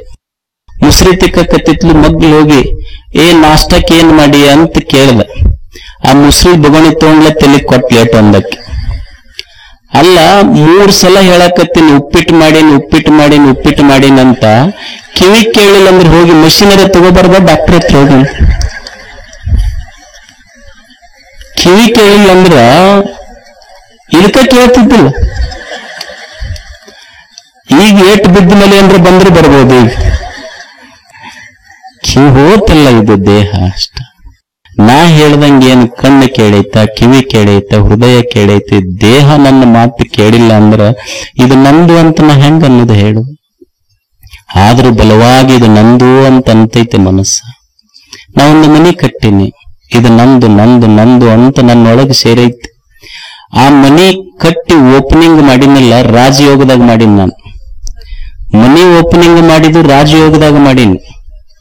ಆದ್ರೆ ನಾಳೆ ನಾನು ಒಂದು ದಿವಸ ಸತ್ತಾಗ ಮನಿ ಅಂತೈತಿ, ಪಂಚಕ್ ಬಂದೈತಿ, ಹೋಗಿದ್ದಕ್ಕೆ 9 ತಿಂಗಳು ಎಲ್ಲರೂ ಮನಿ ಬಿಡ್ರಿ ಅಂತ ಮನಿ ಅಂತಿರ್ತೈತಿ ನಮಗೆ. ನಂದ ಮನಿ ಇದ್ರೆ ನಾನು ಸತ್ತಿದ್ದಕ್ಕ ಪಂಚಕ್ಕೆ ಹೆಂಗಾಗಬೇಕು ಹೇಳಿ. ಎಷ್ಟು ಕಷ್ಟಪಟ್ಟು ಕಟ್ಟಿದ್ನೆಲ್ಲ. ಮತ್ ನಾ ಹೋದಾಗ ಏನ್ರ ನಂದು ಒಂದು ಮನಿ ಹತ್ತೈತೆ ನನ್ನ ಸಲುವಾಗಿ. ಅಂದ್ರೆ ಮನಿ ನಂದಲ್ಲ, ಆದ್ರೂ ನಂದು ಅಂತ ಭಾವಿಸ್ಕೊಳ್ತೈತಲ್ಲ ಇದು. ಅಂದ್ರೆ ಅನಾತ್ಮ ವಸ್ತುಗಳಿಗೆ ತಾಧ್ಯಾತ್ಮ ಹೊಂದಿ ತನ್ನದಲ್ಲದ ವಸ್ತುಗಳ ಜೊತೆ ತಾನು ಎಷ್ಟು ಬೆರೆತು ಭ್ರಮ ತುಂಬಿಟ್ಟಿರ್ತೈತೆ ಮನುಷ್ಯ. ನನ್ನ ಹೊಲ, ನನ್ನ ಮನಿ, ನನ್ನ ದೇಹ, ನನ್ನ ಜಾತಿ, ನಂದು ಅನ್ನೋದು ಎಷ್ಟು ಗಟ್ಟಿ ಕೂಡ್ತೈತೆ ಮನುಷ್ಯಾಗ. ನಾವು ಅನ್ನೋದಿಲ್ಲ ನಂದು ಜಾತಿ ಬಹಳ ದೊಡ್ಡದು. ಡಯೋಜನಿಸ್ ಅಂತ ನಮ್ಮಲ್ಲಿ ಹೆಂಗ ಸರ್ವಜ್ಞ, ಹಂಗ ಡಯೋಜನಿಸ್ ಅಂತ ಹೇಳಿ ಒಬ್ಬ ಸಂತ ಇದ್ದ ಗ್ರೀಸ್ ದೇಶದಲ್ಲಿ, ಬಹಳ ದೊಡ್ಡ ಸಂತ. ನಮ್ಮಲ್ಲಿ ಹೆಂಗ ಸರ್ವಜ್ಞ ಹಂಗ ಅಲ್ಲಿ ಡಯೋಜನಿಸ್. ಅವನು ಒಂದು ಈ ಸ್ಮಶಾನದೊಳಗ್ ಕುಂತಿದ್ದ, ಸುಡುಗಾಡ್ ಅಂತೀವಿಲ್ಲ, ಸುಡುಗಾಡದೊಳಗೆ ಸ್ಮಶಾನದೊಳಗ್ ಕುಂತಿದ್ದ. ಅಲ್ಲಿ 2 ತಲಿಡೋಗಿ ಇಟ್ಕೊಂಡು ಸ್ಮಶಾನದಾಗ ಕುಂತಿದ್ದವ, ತಲಿಡೋಗಿ ಇಟ್ಕೊಂಡು. ಅವರೊಬ್ಬ ಸ್ನೇಹಿತ ಬಂದ ಅವನಿಗೆ ಕೇಳ್ತಾನ, ಇಲ್ಲಿ ಸ್ಮಶಾನದಾಗ ಯಾಕೆ ಕುಂತೀಯೋ ನೀನು? ಅಲ್ಲ ಅವು ಮುಂದಿಟ್ಕೊಂಡು ಯಾವ ಅಂದ, ಸ್ಮಶಾನದಾಗ ಮಸ್ತ್ ಆರಾಮ ಐತಪ್ಪ, ಇಲ್ಲೇ ಇರ್ತೀನಿ ನಾನು. ಹೌದು ಕರೆಕ್ಟ್. ಆ ತಲಿಡೋಗಿ ಯಾಕೆ ಇಟ್ಕೊಂಡು ಕುಂತೆ ಇಲ್ಲಿ? ಇವೆರಡು ತಲಿಡೋಗಿ ಅದಾವಲ್ಲ, ಇದು ಒಂದು ತಲಿಡೋಗಿ ಒಬ್ಬ ಅತ್ಯಂತ ಶ್ರೀಮಂತನ ತಲಿಡೋಗಿ ಇದು. ಇನ್ನೊಂದು ಡೋಗಿ ಐತಲ್ಲ ಅತ್ಯಂತ ಬಡವನ ತಲಿಡೋಗಿ. ಇದು ಒಂದೈತಲ್ಲ, ಇವ ಉಚ್ಚ ಜಾತಿಯವಂತ ಹೇಳ್ಕೊಂತ ಅಡ್ಡಾಡ್ತಿದ್ದ, ಮತ್ತ ಇವ ಬಹಳ ಕೀಳು ಜಾತಿಯವಂತ ಹೇಳ್ಕೊಂತ ಅಡ್ಡಾಡ್ತಿದ್ದ. ಎಲ್ಲಿ? ಊರಾಗ. ಅಲ್ಲಿ ಒಂದು ದೊಡ್ಡ ಶ್ರೀಮಂತ ಅಂತ ಹೇಳ್ಕೊಂತ ಅಡ್ಡಾಡ್ತಿತ್ತು, ಒಂದು ಬಡವ ಅಂತ ಹೇಳ್ಕೊಂತ ಅಡ್ಡಾಡ್ತಿತ್ತು. ಇಲ್ಲಿ ನೋಡು, ಎರಡು ಕೂಡ ಕುಂತವ್, ಏನೂ ವ್ಯತ್ಯಾಸ ಇಲ್ಲ ಇಲ್ಲಿ. ಎಲ್ಲಿ? ಸ್ಮಶಾನದಾಗ. ಅದಕ್ಕೆ ಡಯೋಜನಿಸ್ ಅಂತಾನ, ನಾನು ಸ್ಮಶಾನದೊಳಗ ಯಾಕಿರ್ತೀನಿ ಅಂದ್ರ, ಸ್ನೇಹಿತನ ಕೇಳು, ನಿಮ್ಮ ಸಮಾಜದಲ್ಲಿರುವ ಇಲ್ಲದಂಥ ಸಮಾನತೆ ಸ್ಮಶಾನದೊಳಗೈತಿ ನೋಡಿ. ಇಲ್ಲಿ ಬಡವಿಲ್ಲ, ಶ್ರೀಮಂತಿಲ್ಲ. ಇಲ್ಲಿ ಬಡವದಾನ, ಬಡತನ ಇಲ್ಲ. ಶ್ರೀಮಂತದನ, ಶ್ರೀಮಂತಿಕೆ ಇಲ್ಲ. ಇಲ್ಲಿ ಸಮಾಜದೊಳಗಿರದಂಥ ಸಮಾನತೆ ಸ್ಮಶಾನದಾಗ ಸಿಕ್ಕೈತಿ ನೋಡಿ. ನಿಮ್ಮ ಊರಾಗ ಹೋರಿ ಆ ಜಾತಿ ಈ ಜಾತಿ 100 ಜಾತಿಗಳು ಇಲ್ಲೆಲ್ಲದವು ಹೇಳಿ. ಸ್ಮಶಾನದೊಳಗೆ ಯಾರ್ಯಾರ ಸಣ್ಣವರು ದೊಡ್ಡವರು ಅಂತದೇನು ಹೇಳಿ. ಮನುಷ್ಯ ಇದನ್ನ ಅರ್ಥ ಮಾಡ್ಕೋಬೇಕಲ್ಲ. ನನಗ ಎಲ್ಲೋ ಆಕ್ಸಿಡೆಂಟ್ ಆಗಿತ್ತು ಅಂದ್ರ, ಈಗೋ ಆಗೋ ಪ್ರಾಣ ಪಕ್ಷಿ ಹಾರಿ ಹೋಗುತ್ತಿತ್ತು ಅಂದ್ರೆ ಯಾರೋ ಒಬ್ರು ಬಂದು 1-2 ಹನಿ ನೀರು ಬಿಡುವಾಗ ನನ್ನ ಸಾವು ಸಮೀಪ ಬಂದಾಗ ನಾ ಏನು ಕೇಳ್ತೀನಿ, ನೀವು ನಮ್ಮ ಜಾತಿಯವರೇನು ನೀರು ಹಾಕಬೇಕು ಅಂತ. ತಾಯಿಯ ಗರ್ಭದಿಂದ ಈ ಭೂಮಿಗೆ ಬರ್ತಿದ್ನೆಲ್ಲ, ಬರುವಾಗ ಹೆರಿಗೆ ಮಾಡಿಸಿಕೊಳ್ಳುವಂತ ನರಸು ಬಂದಾಗ ನೀನು ನಮ್ಮ ಜಾತಿಯಕ್ಕೇನು ಅಂತ ಕೇಳಿ ಭೂಮಿಗೆ ಬಂದಿನೇನು ಹೇಳಿ. ಹುಟ್ಟಿನೊಂದಿಗೆ ಬರದಂತಹದ್ದು, ಸಾವಿನೊಂದಿಗೆ ಬರದಂತಹದ್ದು ಕೇವಲ ಶಬ್ದ ಮಾತ್ರದಲ್ಲಿ ಅಸ್ತಿತ್ವವಿದ್ದು ಇಡೀ ಸಮಾಜವನ್ನೇ ದುಃಖದಿಂದ ಕೂಡಿಸಿಕೊಂಡು ದುಃಖಪೂರಿತ ಮಾಡುತ್ತಲ್ಲ ನಂದು ಅಂತನ್ನುವುದು ಹಾಗೆ ಹೇಳಿ. ಈಗ ಮನುಷ್ಯ ಎಷ್ಟು ತಪ್ಪು ಕಲ್ಪನೆಗಳಿಂದ ಕೂಡ್ದ ಅಂದ್ರ, ಈಗ ನೀವು ನೋಡಿ, ಒಂದು ಮಾವಿನ ಗಿಡ ನೋಡ್ತೀವಿ ನಾವು. ಮಾವಿನ ಗಿಡಕ್ಕೆ ನಾವು ಇದು ಬೇವಿನ ಗಿಡ ಅಂದಿವೇನು? ಮಾವಿನ ಗಿಡಕ್ಕೆ ಬೇವಿನ ಗಿಡ ಅಂದಿಲ್ಲ. ಬೇವಿನ ಗಿಡಕ್ಕೆ ಜಾಲಿ ಗಿಡ ಅಂದಿಲ್ಲ. ಜಾಲಿ ಗಿಡಕ್ಕೆ ಹುಣಸಿ ಗಿಡ ಅಂದಿಲ್ಲ. ಮಾವಿನ ಗಿಡಕ್ಕ ಬೇವಿನ ಗಿಡ ಅಂದಿಲ್ಲ. ಬೇವಿನ ಗಿಡಕ್ಕ ಜಾಲಿ ಗಿಡ ಅಂದಿಲ್ಲ. ಜಾಲಿ ಗಿಡಕ್ಕೆ ಹುಣಸಿ ಗಿಡ ಅಂದಿಲ್ಲ. ಬೇವಿನ ಗಿಡವನ್ನ ಬೇವಿನ ಗಿಡದಂತೆ ನೋಡ್ತೀವಿ, ಮಾವಿನ ಗಿಡವನ್ನ ಮಾವಿನ ಗಿಡದಂತೆ ನೋಡ್ತೀವಿ, ಹುಣಸಿ ಗಿಡವನ್ನ ಹುಣಸಿ ಹಣ್ಣಿನ ಗಿಡದಂಗ ನೋಡ್ತೀವಿ, ಜಾಲಿ ಗಿಡವನ್ನ ಜಾಲಿ ಗಿಡದಂತೆ ನೋಡ್ತೀವಿ. ಯಾವಾಗ ನಾವು ಮನುಷ್ಯ ಕಲಿತಾನ ಮನುಷ್ಯನನ್ನ ಮನುಷ್ಯನಂತೆ ನೋಡುವ ಮಾರ್ಗ ಯಾವಾಗ ಬರ್ತೈತಿ ಇದು ಗೊತ್ತಾಗುವಲ್ಲ ಮನುಷ್ಯ. ಧರ್ಮ ಅಂದ್ರೆ ಏನಲ್ಲ, ಮನುಷ್ಯನನ್ನ ಮನುಷ್ಯನಂತೆ ನೋಡುವುದೇ ಅಧ್ಯಾತ್ಮ. ಮನುಷ್ಯನನ್ನ ಮನುಷ್ಯನಂತೆ ಪ್ರೀತಿಸುವುದೇ ಧರ್ಮ. ಧರ್ಮ ಅಂದ್ರೆ ಏನಲ್ಲ, ನಿಮ್ಮನ್ನು ನೋಡಿದ್ರೆ ನಮಗೂ ಸಂತೋಷ ಆಗ್ತಿರ್ಬೇಕು, ನಮ್ಮನ್ನು ನೋಡಿದ್ರೆ ನಿಮಗೂ ಸಂತೋಷ ಆಗ್ತಿರ್ಬೇಕು. ಇದೇ ಧರ್ಮ ಅಷ್ಟೆ. ಎಲ್ಲಿದೆ ಹೇಳಿ? ಬೋಂತಾದೇವಿ ಅಂತ ಒಬ್ಬ ಶರಣ ಇದ್ಲು. ಆಕೆ ಒಂದು ವಚನ ಬರೀತಾಳ, ಊರ ಹೊರಗಣ ಬಯಲು, ಊರ ಒಳಗಣ ಬಯಲು, ಊರ ಹೊರಗಣ ಬಯಲು ಎಂಬ ಭೇದ ಉಂಟೆ. ಎತ್ತ ನೋಡಿದ ಡತ್ತ ಬಯಲೊಂದೆ, ಭಿತ್ತಿಯಿಂದ ಒಳ ಹೊರಗೆಂಬ ನಾಮ ವಹಿಸಿ, ಎಲ್ಲಿ ಕೂಗಿ ಕರೆದಡು ಎನ್ನನೇ ನಮ್ಮ ಬಿಡಾಡಿ ಅಂತ. ಆಕೆಯ ಅಂಕಿತ ನಾಮ ಬಿಡಾಡಿ. ನೀವು ಇದನ್ನು ಸ್ವಲ್ಪ ಕೇಳಿ, ಹೆಸರಷ್ಟು ಚಂದಿದೆ, ಬಿಡಾಡಿ. ನೀವು ಅನ್ನೋದಿಲ್ಲ ದನ, ಬಿಡಾಡಿ ದನ ಅಂತೀವಲ್ಲ.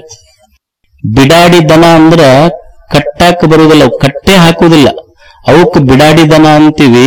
12ನೇ ಶತಮಾನದಲ್ಲಿ ಕಾಶ್ಮೀರ ರಾಜನ ಮಗಳು ಬೋಂತಾದೇವಿ ಆಕೆ ಕಲ್ಯಾಣಕ್ಕೆ ಬಂದು ವಚನ ಬರೆದು ತನ್ನ ದೇವನ ಅಂಕಿತ ನಾಮ ಬಿಡಾಡಿ ಅಂತ ಹೆಸರಿಟ್ಲು. ಅಂದ್ರೆ ನೀವು ಹೆಂಗ ಕಟ್ಟಾಕ ಬರುದಿಲ್ಲ ದನಕ್ಕೆ ಬಿಡಾಡಿ ಅಂತಿರಲ್ಲ, ದೇವನಿಗೆ ಬಿಡಾಡಿ ಅಂತ ಯಾಕೆ ಕಟ್ಟಿದ್ಲು ಅಂದ್ರೆ ಯಾವ ಜಾತಿ ನಾಮ ರೂಪಗಳಿಂದ ಯಾವನಿಗೆ ಕಟ್ಟಿ ಹಾಕಲಿಕ್ಕೆ ಸಾಧ್ಯ ಇಲ್ಲವೋ ಅಂಥ ದೇವನಿಗೆ ಬಿಡಾಡಿ ಅಂತ ಕರೆದಳು ಬೋಂತಾದೇವಿ. ಏನು ಶರಣ್ರಿ ಅಷ್ಟು ಚಂದ. ಬೈಲೈತಿ ಬರೇ ಸುಮ್ಮನ ಒಂದು ಗಾಡಿಯಿಂದ ಅದು ಆ ಕಡೆ ಒಳಗ ಹೊರಗ, ಗಾಡಿ ತೆಗೆದು ಬಿಟ್ರೆ ಬೈಲ್ನೊಳಗ ಹೊರಗ ಒಳಗ ಐತೇನು, ಬಯಲೊಂದೇ ಅಷ್ಟೇ. ನಮ್ಮ ಬದುಕು ಬಯಲಾಗಬೇಕು. ಯಾವುದು ಜಾತಿ ನಂದು ಅಂತ ಎಷ್ಟು ಬಡದಾಡ್ತಿದ್ನಲ್ಲ, ಇದೇನ್ರ ನಂದಾಗಿದೆ ಏನು ಹೇಳಿ.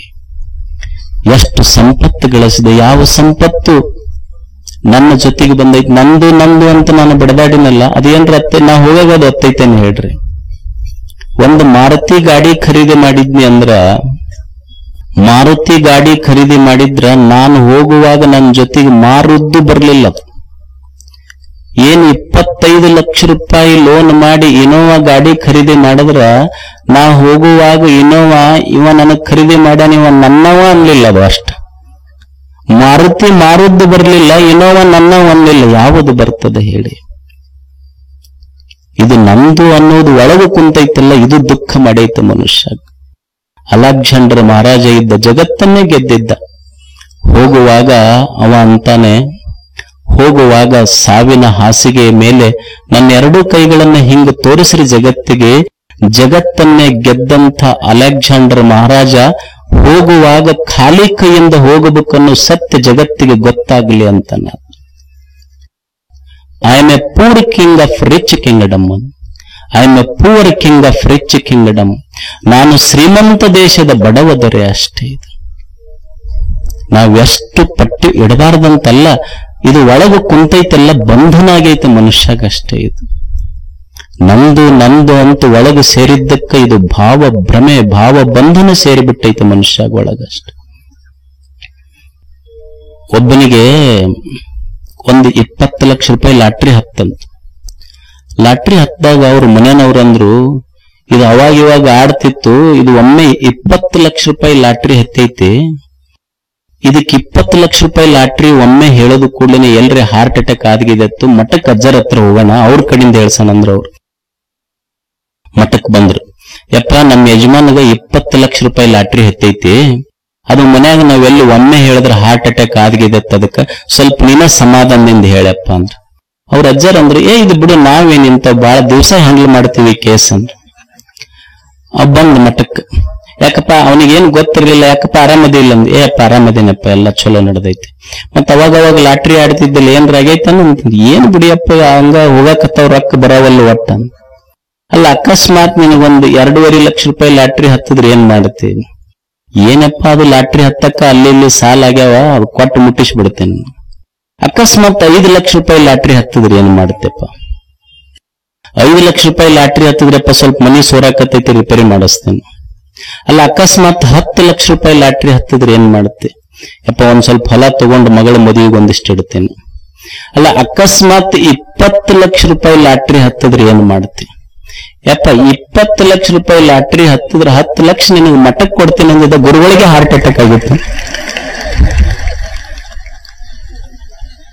ಯಾವಾಗ ಲಾಟ್ರಿದ 10 ಲಕ್ಷ ಅಂದಿದ್ದ ಗುರುಗಳ ಬ್ಯಾಟ್ರಿನ ಡೌನ್ ಆಗಿತ್ತಲ್ಲ.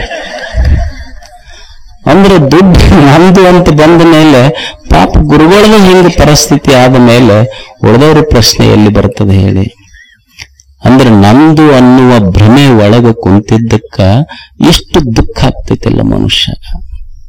ಮತ್ತೆ ನೀವ್ ಅನ್ಬೋದು, ಮತ್ತೆ ನೀ ಏನ್ ದೇಹ ನಂದನ ಬೇಡ ಅಂತೀರಿ, ಹೊಲ ನಂದನ ಬೇಡ ಅಂತೀರಿ, ಮನಿ ನಂಬದನ ಬೇಡ ಅಂತೀರಿ, ಮತ್ತೆ ಸಂಪತ್ತು ನಂದನ, ಏನು ಊರು ಮಂದಿ ನಿಮ್ಮದು ಅನ್ಕೊಂತ ಹೋಗೋಣ. ಹಂಗ ಇದು ಗೊತ್ತಿರಬೇಕು, ಒಂದು ಸತ್ಯ ಗೊತ್ತಿರಬೇಕಷ್ಟೆ. ಮರ್ತ್ಯ ಲೋಕವೆಂಬುದು ಇದು ಕರ್ತಾರನ ಕಮ್ಮಟ. ಇದು ತನು ಮನ ಧನಗಳೆಲ್ಲವೂ ಇದು ಗುಹೇಶ್ವರ ಲಿಂಗದ ಸೊಮ್ಮ.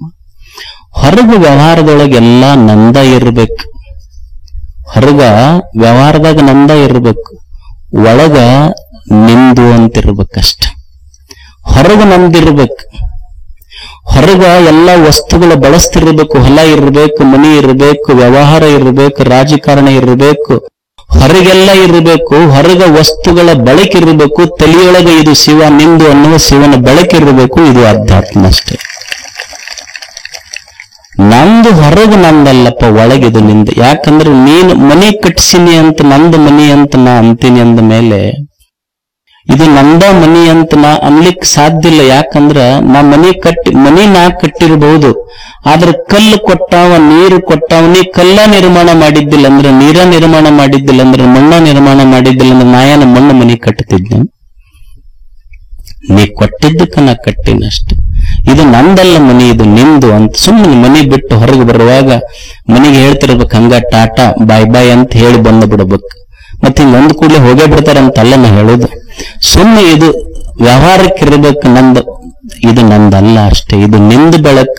ಮನ್ಯಾಗ ದೀಪ ಹಚ್ಚುವಾಗ ಇದು ನಾ ಹಚ್ಚಿದ ಬೆಳಕಲ್ಲ ಭಗವಂತನೇ, ನನ್ನ ಮರಿಯಲ್ಲಿ ಉರಿಯುವ ಬೆಳಕು, ಇದು ನಿನ್ನ ಕೃಪೆಯ ಬೆಳಕು ಅನ್ನುವ ಭಾವ ಇತ್ತು ಅಂದ್ರೆ ಅದು ಅಧ್ಯಾತ್ಮ ಅಷ್ಟೇ. ಅವಾಗ ಬದುಕು ಪ್ರಾಸಾದಿಕ ಆಗ್ತೈತಷ್ಟೆ. ಇದು ನಂದಲ್ಲ, ಇದು ನಿಂದು ಅನ್ನುವುದಿರ್ಬೇಕಷ್ಟೆ. ಯಾರ್ದಿದೆ ಹೇಳಿ? ದೇವನಿಗೆ ಸಂತೋಷ ಆಗ್ತೈತಿ. ಪಾಪ ಇಷ್ಟೆಲ್ಲ ಕೊಟ್ಟಾನಿಲ್ಲ, ನಮಗೊಂದು ಜೀವನ ಕೊಟ್ಟಾನ, ಜಗತ್ತು ಕೊಟ್ಟಾನ.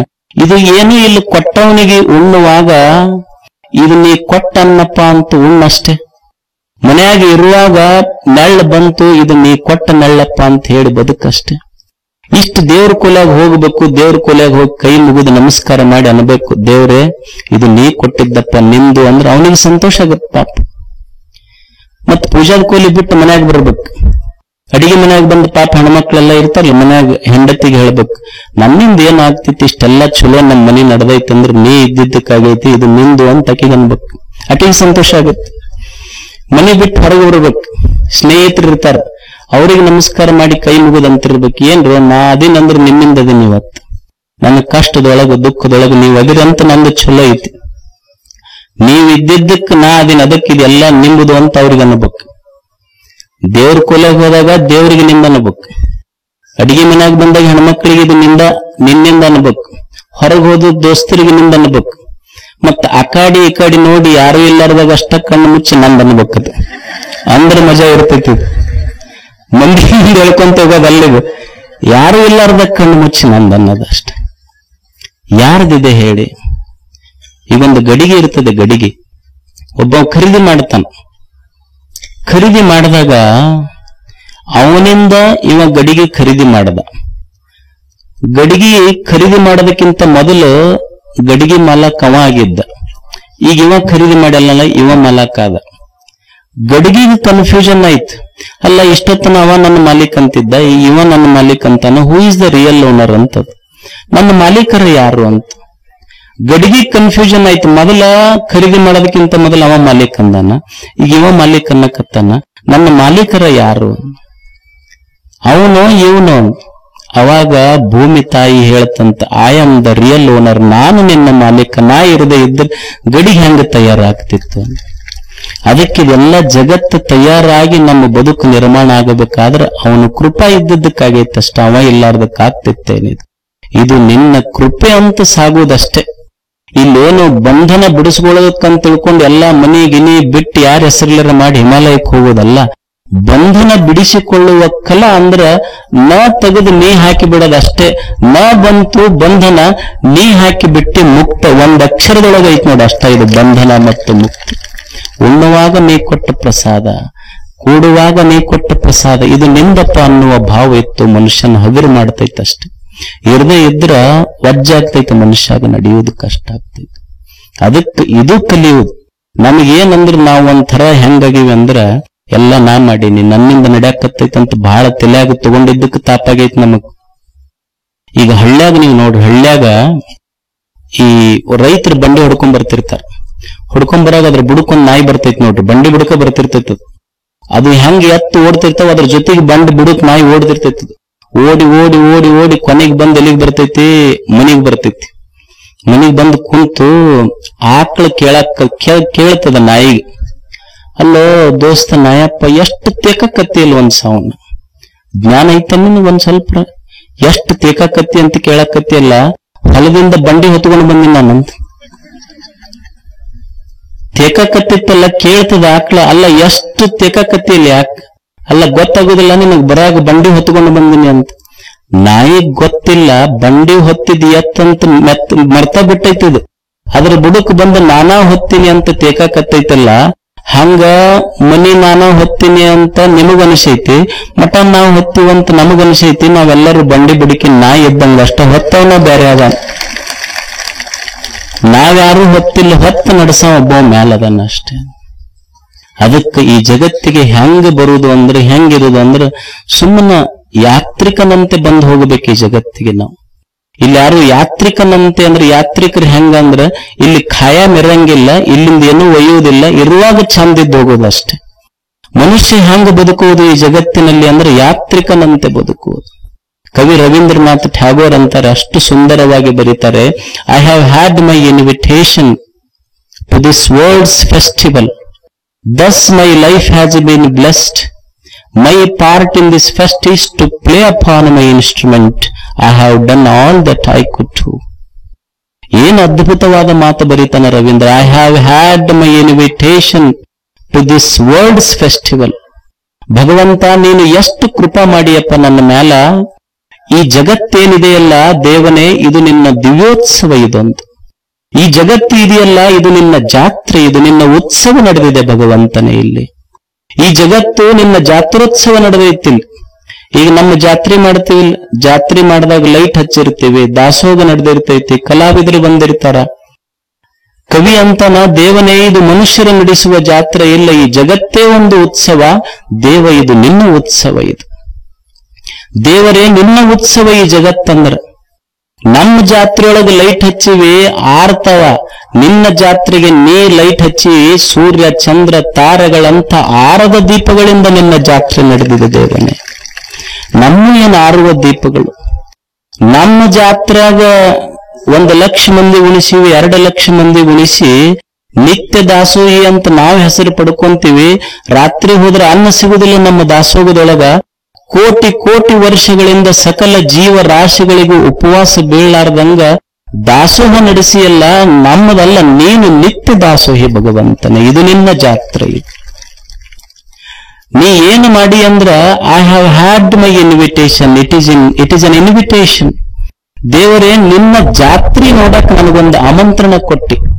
ನನ್ನ ಹುಟ್ಟು ಏನಿದೆ, ಈ ಹುಟ್ಟು ದೇವರು ತನ್ನ ಈ ಜಗದ ಜಾತ್ರೆಯನ್ನು ನೋಡ್ಲಿಕ್ಕೆ ನಮಗೊಂದು ಆಮಂತ್ರಣ ಕೊಟ್ಟಾನ. ನನ್ನ ಹುಟ್ಟು ದೇವ ತನ್ನ ಜಾತ್ರೆಯನ್ನು ನೋಡ್ಲಿಕ್ಕೆ ಕೊಟ್ಟ ಆಮಂತ್ರಣ. ತನ್ನ ಜಾತ್ರೆ ನೋಡಕ್ ನಮಗೊಂದು ಆಮಂತ್ರಣ ಕೊಟ್ಟ. ನೋಡ್ರಿ ಎಷ್ಟು ದೇವರು ನಮ್ಮ ಮೇಲೆ ಕರುಣೆ ಇರಬೇಡ, ನನ್ನ ಜಾತ್ರೆ ನೋಡ್ಕೊಂಡು ಹೋಗೋ, ಇಲ್ಲಿ ಬಂದು ಇದ್ದು ಅಂತ. ನಾವು ಬಂದು ಅವನ ಜಾತ್ರೆ ನೋಡಕ್ ಬಂದು ಹೆಂಗಿರ್ಬೇಕು ಅಂದ್ರೆ ಅತಿಥಿಗಳಾಗಿರ್ಬೇಕಷ್ಟೇ. ಇಲ್ಲ ಹೆಂಗಿರ್ಬೇಕು ಅಂದ್ರೆ ಅತಿಥಿಗಳಾಗಿರ್ಬೇಕಷ್ಟ. ಖಾಯಾಮ್ ಇರಾಕ್ ಬಂದಿಲ್ಲ, ಇಲ್ಲಿಂದ ಏನೂ ಒಯ್ಯೋದಿಲ್ಲ. ಈಗ ನೀವು ಹಂಪಿ ನೋಡಕ್ ಹೋಗಿರ್ತೀರಿ, ಹಂಪಿ ನೋಡಕ್ ಹೋಗಿ ಬಾಳ ಚಂದ ಐತಿ, ಇದು ನನ್ನ ಹೆಸರಲ್ಲೇ ಮಾಡ್ಕೊಂಡ್ ಬರ್ಬೇಕಂದ್ರ ಅದು ಹಂಪಿ ಅಂತೈತಿ. ಮೊದಲು ಬಾಳ ಮಂದಿ ಬಂದು ಹಂಪಿ ತಂದ್ ಮಾಡ್ಕೊಬೇಕಂತ ಕೊಂಪಿ ಸೇರ್ಯಾರ ಎಲ್ಲರೂ. ನೀ ಏನ್ ಹೊಸದಲ್ಲ, ಸುಮ್ಮನೆ ಹಂಪಿ ಅಂದ್ರೆ ನೋಡ್ಬೇಕು, ಚಂದ ಇರ್ಬೇಕು, ಹೋಗ್ಬೇಕಷ್ಟ. ಹಂಗ ವಿ ಆರ್ ಟ್ರಾವೆಲರ್ಸ್ ಹಿಯರ್. ಸುಮ್ಮನೆ ನೋಡಾಕ ಬಂದಿ, ಒಂದು 4 ದಿನ ಅತಿಥಿಗಳಾಗಿ ಬರ್ಬೇಕಂದ್ರೆ ಚಂದ ಇರ್ತೈತಿ. ಈಗ ಮನೆಗೆ ಅಳಿಯ ಬಂದಿರ್ತಾನೆ, ಅತಿಥಿಯಾಗಿ ಬಂದ್ರೆ ಚಂದ ಇರ್ತೈತಿ. ಅವ 1ನೇ ದಿವಸ ಬಂದ, ಮನ್ಯಾಗ ಎಷ್ಟು ಗೌರವ ಇರ್ತೈತಿ, ಮಣಿ ಹಾಕ್ರಿ ಅಂತಾರ. ಮತ್ತೆ 2ನೇ ದಿವಸ ಇದ್ದ ಅಂದ್ರ ಮಣಿ ನೂಕಂತಾರ. 3ನೇ ದಿವಸ ಇದ್ದ ಮಣಿ ಯಾಕಂತಾರ. 1ನೇ ದಿವಸ ಇದ್ದ ಹೋಳಿಗೆ ಇರ್ತೈತಿ, 2ನೇ ದಿವಸ ಇದ್ದ ಹೋಳಿಗೆ ಇರ್ತೈತಿ, ಅದ್ರೊಳಗೆ ಹೂರ್ಣ ಇರುದಿಲ್ಲ. ಅವ್ರಿಗೆ ಗೊತ್ತಿರ್ಬೇಕು, ಇಲ್ಲಿ ಸುಮ್ಮನೆ ಅಳಿಯ ಅಂದ್ರೆ ಅತಿಥಿಗಳಾಗಿ ಬಂದು 1 ದಿವಸದ್ದು ಅಷ್ಟ ಒಮ್ಮೆ ಹೋಗ್ಬೇಕು, ಮತ್ತೆ ಪದೇ ಪದೇ ಬರಂಗಿಲ್ಲ. ಅವನಿಗೆ ಕೇಳಿದ್ರ ತಳಿಯಾಗ ಮೊದಲು ಬಾಳ ಬರ್ತಿದ್ದೇವೆ, ಈಗ ಯಾಕೆ ಬರೋದ ಬಿಟ್ಟಿ ಅಲ್ಲ. ಒಮ್ಮೆ ಮೋಸ ಹೋದ ಜಾಗಕ್ಕೆ ಮತ್ತೊಮ್ಮೆ ಹೋಗ್ಬಾರ್ದ್ರಿ, ಪದೇ ಪದೇ ಹೋಗ್ಬಾರ್ದಂತ ಬಿಟ್ಟು ನಾವು ಅಷ್ಟ. ಅಲ್ಲಿ ಸುಮ್ಮ ಅತಿಥಿಗಳಾಗಿ 2 ದಿವಸ ಇರುವುದಷ್ಟೇ. ಇಲ್ಲ ಈಗ ನಾವು ಸ್ವಾಮಿಗಳು ನಿಮ್ಮ ಮನೆಗೆ ಬಂದಿರ್ತೀವಿ, ನೀವೊಂದು ಹೊಸ ಮನೆಗೆ ಕಟ್ಟಿರ್ತೀರಿ. ಹೊಸ ಮನೆಗೆ ಕಟ್ಟಿ ಪಾಪ ಪೂಜೆ ಮಾಡಿ ಹೇಳ್ತಿರ್ತೀರಿ, ಮನಿ ಬಾಳ್ ಚಲೋ ಆಗೈತಪ್ಪ ಅಂತ ನಾವ್ ಅಂದ್ರೆ ನೀವೇನ್ ಅಂತೀರಿ, ಅಪ್ಪ ನಿಂದ ಇದು ಅಂತ ನೀವ್ ಅಂತೀರಿ. ಇಲ್ಲಿ ಸ್ವಾಭಾವಿಕ. ಮತ್ ನೀವು ನಂದ ಅಂದ ಕೂಡಲೇ ಪೇಪರ್ ಪೆನ್ ತಗೊಂಡು ಸಹಿ ಮಾಡಂಗಾರ ನನ್ನ ಹೆಸರಲ್ಲಿ ಅಂದ್ರ ಯಾರದ ಕರೆದಿರಿ ಅಂತ ಸ್ವಾಮಿಗಳಿಗೆ ನಾಳೆ. ಸುಮ್ಮನೆ ನಮಗ್ ಗೊತ್ತಿರ್ಬೇಕು, ಇವ್ರು ಹಂಗ ಅಂತಿರ್ತಾರ, ನಾವು ತಲೆಯಾಗ ಹಾಕೋಬಾರ್ದು ಅನ್ನೋದು ನಮಗ್ ಗೊತ್ತಿರ್ಬೇಕಷ್ಟೆ. ಮತ್ 1 ತಾಸು ಬಿಡಲ್ಲ, 2 ತಾಸು ಅಕಸ್ಮಾತ್ ನಿಮ್ ಮನ್ಯಾಗ ಕುಂತೀವಿ ಅಂದ್ರೆ ಮನ್ಯಾಗ ಹೆಣ್ಮಕ್ಳು ಕರೀತಾರ, ಮಗ್ಗಲ್ ನಿಮಗ್ ಕರ್ದವ್ರಿಗೆ ಅಜ್ಜರಿಗೆ ಎಷ್ಟತನ ಕುಂದಿರ್ಸಿರಿ. ನಮ್ ಬೀಗರು ಬಂದಾರ, ನಮ್ಗೆ ಆಯರಿ ಕೊಡ್ಬೇಕು, ಅವ್ರು ಇವ್ರಿಗೆ ಕುಂದಿರ್ಸಿರಿ, ಏನ್ ಆಯರಿ ಬರ್ತಾವ, ಇವ್ರೇ ನಮಗ್ ಕೊಡವ್ರ, ನಾವ ಕೊಟ್ಟಿದ್ ಕಾಣಕ ಇಸ್ಕೊಂಡ್ ಹೋಗೋರು, ಮೊದಲು ಕಳಿಸ್ರಿ ಅವ್ರಿಗೆ ಅಂತಿರ್ತಾರ ಅನ್ನೋದಿಲ್ಲ. ನಮಗ್ ಗೊತ್ತಿರ್ಬೇಕು, ಇವ್ರ ಮನೆಗೆ ನಾವು ಅತಿಥಿಗಳಷ್ಟೇ. ಇಲ್ಲಿ ಯಾರು ಖಾಯಾಮ್ ಇರಾಕ್ ಬಂದಿಲ್ಲ, ನಾವು ಅತಿಥಿಗಳನ್ನ ತೆಲಾಗಿರ್ಬೇಕಷ್ಟೇ. ಗಣಪತಿ ಕೇಳಿದ್ರಂತೇನು 5 ದಿವಸ ಇರ್ತಿ, ಎಷ್ಟು ಮಸ್ತ್ ಇರ್ತೀನಿ. ನಾವು 5 ದಿವಸ ಇದ್ರೆ ಬಹಳ ಮಸ್ತ್ ಇರ್ತಿಯಲ್ಲ, ಹೆಂಗ ನಾವು 100 ವರ್ಷ ಬದುಕಿದ್ರೆ ನಿನ್ನಷ್ಟು ಆರಾಮ್ ಇರಾಕ್ ಬರುವಲ್ದು ನಮಗ. ನೀ 5 ದಿವಸ ಬದುಕಿದ್ರೆ ಎಷ್ಟು ಆರಾಮ್ ಇರ್ತೀಯಲ್ಲ. ಅವ ಗಣಪತಿ ಅಂದ ಮಸ್ತ್ ತಿಳ್ಕೊಂಡಿವಿ ನಾವು ಜೀವನ, ಅದಕ್ಕ ಆರಾಮ್ ಇರ್ತೀವಿ. ಏನ್ ತಿಳ್ಕೊಂಡಿ ನೀನು ನೋಡಪ್ಪ, ಇವತ್ ಯಾರು ನಮಗ ಹೊತ್ತು ಮೆರೆಸಕತ್ತಾರ, 5 ದಿವಸ ಆದ್ಮೇಲೆ ಎತ್ತಿ ಒಗಿತಾರ ಅಂತ ತಿಳ್ಕೊಂಡ ಬಿಟ್ಟಿವಿ ಮೊದಲ, ಅದಕ್ಕ ಆರಾಮದೇವಿ ನಾವಿಲ್ಲ. ಅತಿಥಿಯಾಗಿ ಬರೋದು ನಾವು ಖಾಯಾಮ್ ಇಲ್ಲಿ ಇರ್ತೀವಿ ಅಂತ ತಲೆಯಾಗ ಹಾಕೋಬಾರ್ದು ಮನುಷ್ಯ. ಎಷ್ಟು ಮಸ್ತ್ ಇಲ್ಲ, ಖಾಯಾಮ ತಲೆಯಾಗ ಹಾಕೋಬಾರ್ದು ಇದು ನಂದು ಅಂತ. ಅಷ್ಟ ಅತಿಥಿಗಳಾಗಿ ಬಂದೀವಿ, ಅತಿಥಿಗಳಾಗಿ ಹೋಗಿಬಿಡೋದು 1 ದಿವಸ. ಏನು ಬುದ್ಧನ ಕಾಲಕ್ಕೊಂದು ಘಟನೆ ನಡೀತು, ಒಂದು ಬಹಳ ಅದ್ಭುತವಾದ ಘಟನೆ ನಡೀತು. ಒಬ್ಬ ಭಿಕ್ಷುಕಿ ಇದ್ಲಿ, ಬುದ್ಧ ಪ್ರವಚನ ಮಾಡ್ತಾ ಇದ್ದ, ಬರಗಾಲ ಬಿದ್ದಿತ್ತು. ಬರಗಾಲ ಬಿದ್ದಾಗ ರಾಜರು, ಮಹಾರಾಜರು, ಶ್ರೀಮಂತರೆಲ್ಲ ಕುಂತಿದ್ರು ಮುಂದ. ಬುದ್ಧ ಹೇಳ್ತಾನ, ನಾಡಿಗೆಲ್ಲ ಬರಗಾಲ ಬಂದೈತಿ, ನಿಮ್ಮಲ್ಲಿ ಯಾರಾದರೂ ಮುಂದೆ ಬಂದು ಈ ಬರವನ್ನ ಕಳಿಲಿಕ್ಕೆ ಪ್ರಯತ್ನ ಮಾಡ್ತೀರೇನಂತ ಬುದ್ಧ ಸಭೆಗೆ ಕೇಳ್ತಾನ. ಸಭೆಯಲ್ಲಿ ಯಾರು ಚಂಡ ಸಹಿತ ಎತ್ತಿಲ್ಲ, ಎಲ್ಲರ ತಲೆ ಕೆಳಗೆ ಹಾಕೊಂಡು ಕುಂತ್ರು. ದೊಡ್ಡ ದೊಡ್ಡ ಶ್ರೀಮಂತರು, ರಾಜ ಮಹಾರಾಜರು.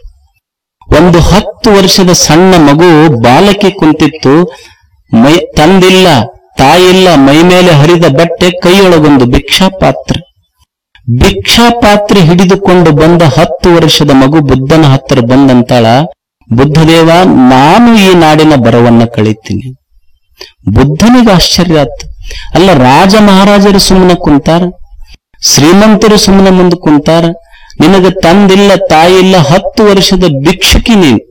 ನಿನ್ನ ಕೈಯೊಳಗ ಭಿಕ್ಷಾ ಪಾತ್ರೆ ಐತಿ, ನಿನ್ನ ಕೈಯೊಳಗ ಭಿಕ್ಷಾ ಪಾತ್ರೆ ಹಿಡ್ಕೊಂಡು ಈ ನಾಡಿನ ಬರವನ್ನ ನೀ ಹೆಂಗ ಕಳಿತಿ ಅಂತ.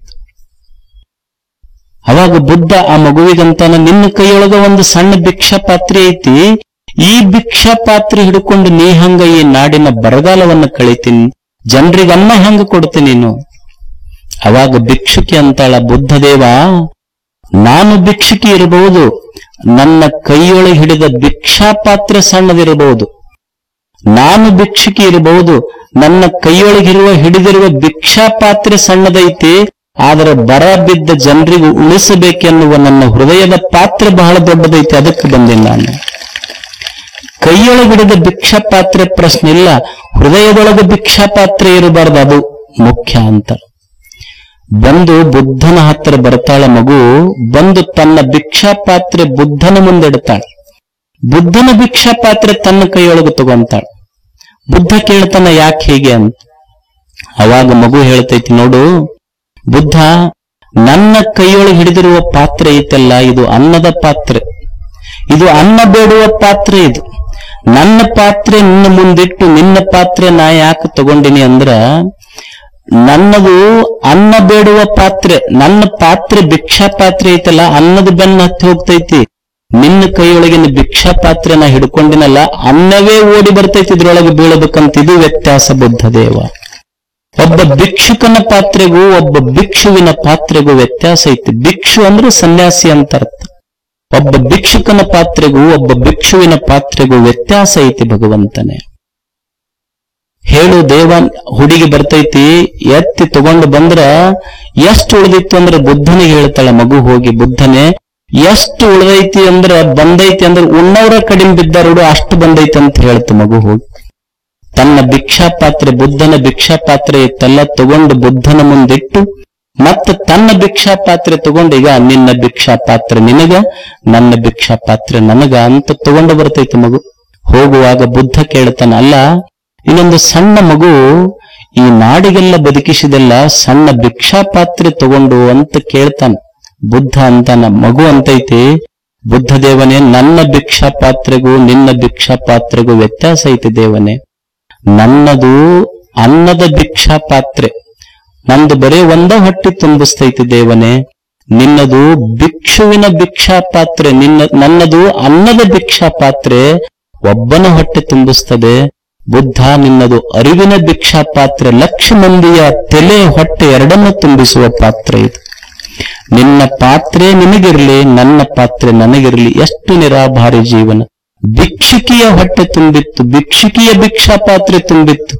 ನಮ್ಮ ಭಿಕ್ಷಾ ಪಾತ್ರೆ ಎಷ್ಟಿದ್ರು ತುಂಬು, ನಮ್ಮ ಹೃದಯವೇ ಭಿಕ್ಷಾ ಪಾತ್ರೆಗಳಾಗಿ ಬಿಟ್ಟಾವ ಅಷ್ಟೇ. ಅದಕ್ಕೆ ತಿಳ್ಕೋಬೇಕು, ನಾವಿಲ್ಲಿ ಅದಕ್ಕೆ ಬಂದೀವಿ ಅಂದ್ರೆ ಅತಿಥಿಗಳಾಗಿ ಬಂದೀವಿ. It is his invitation. ಇದು ದೇವ ಕೊಟ್ಟ ಆಮಂತ್ರಣ. ಮತ್ತು ನಾ ಎದಕ್ಕೆ ಬಂದೀನಿ ಅಂದ್ರೆ ಇಲ್ಲೆಲ್ಲರೂ ಕಲಾವಿದರಾಗಿ ಬಂದೀವಿ ಅಷ್ಟೇ.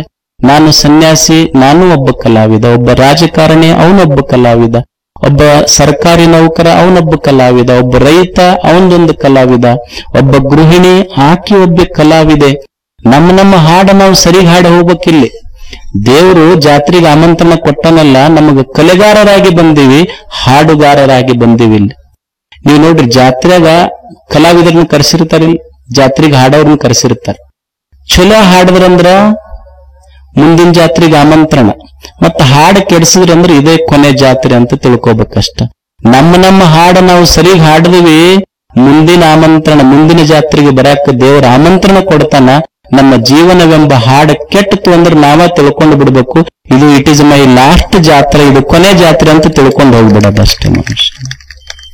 ಇದು ದೇವ ಕೊಟ್ಟ ಆಮಂತ್ರಣ. ಅದಕ್ಕೆ ಈ ಭವ ಬಂಧನದಿಂದ ಪಾರಾಗೋದು ಅಂದ್ರೆ ಮತ್ತೇನೆಲ್ಲ, ಇದು ಜೀವನ್ಮುಕ್ತಾವಸ್ಥೆ. ಇದು ನಂದಲ್ಲಪ್ಪ, ಇದು ನಿಂದು, ನೀ ಕೊಟ್ಟ ಪ್ರಸಾದ ಅನ್ನುವ ಭಾವದಿಂದ ಬದುಕುವುದೇ ಜೀವನ್ಮುಕ್ತಾವಸ್ಥೆ.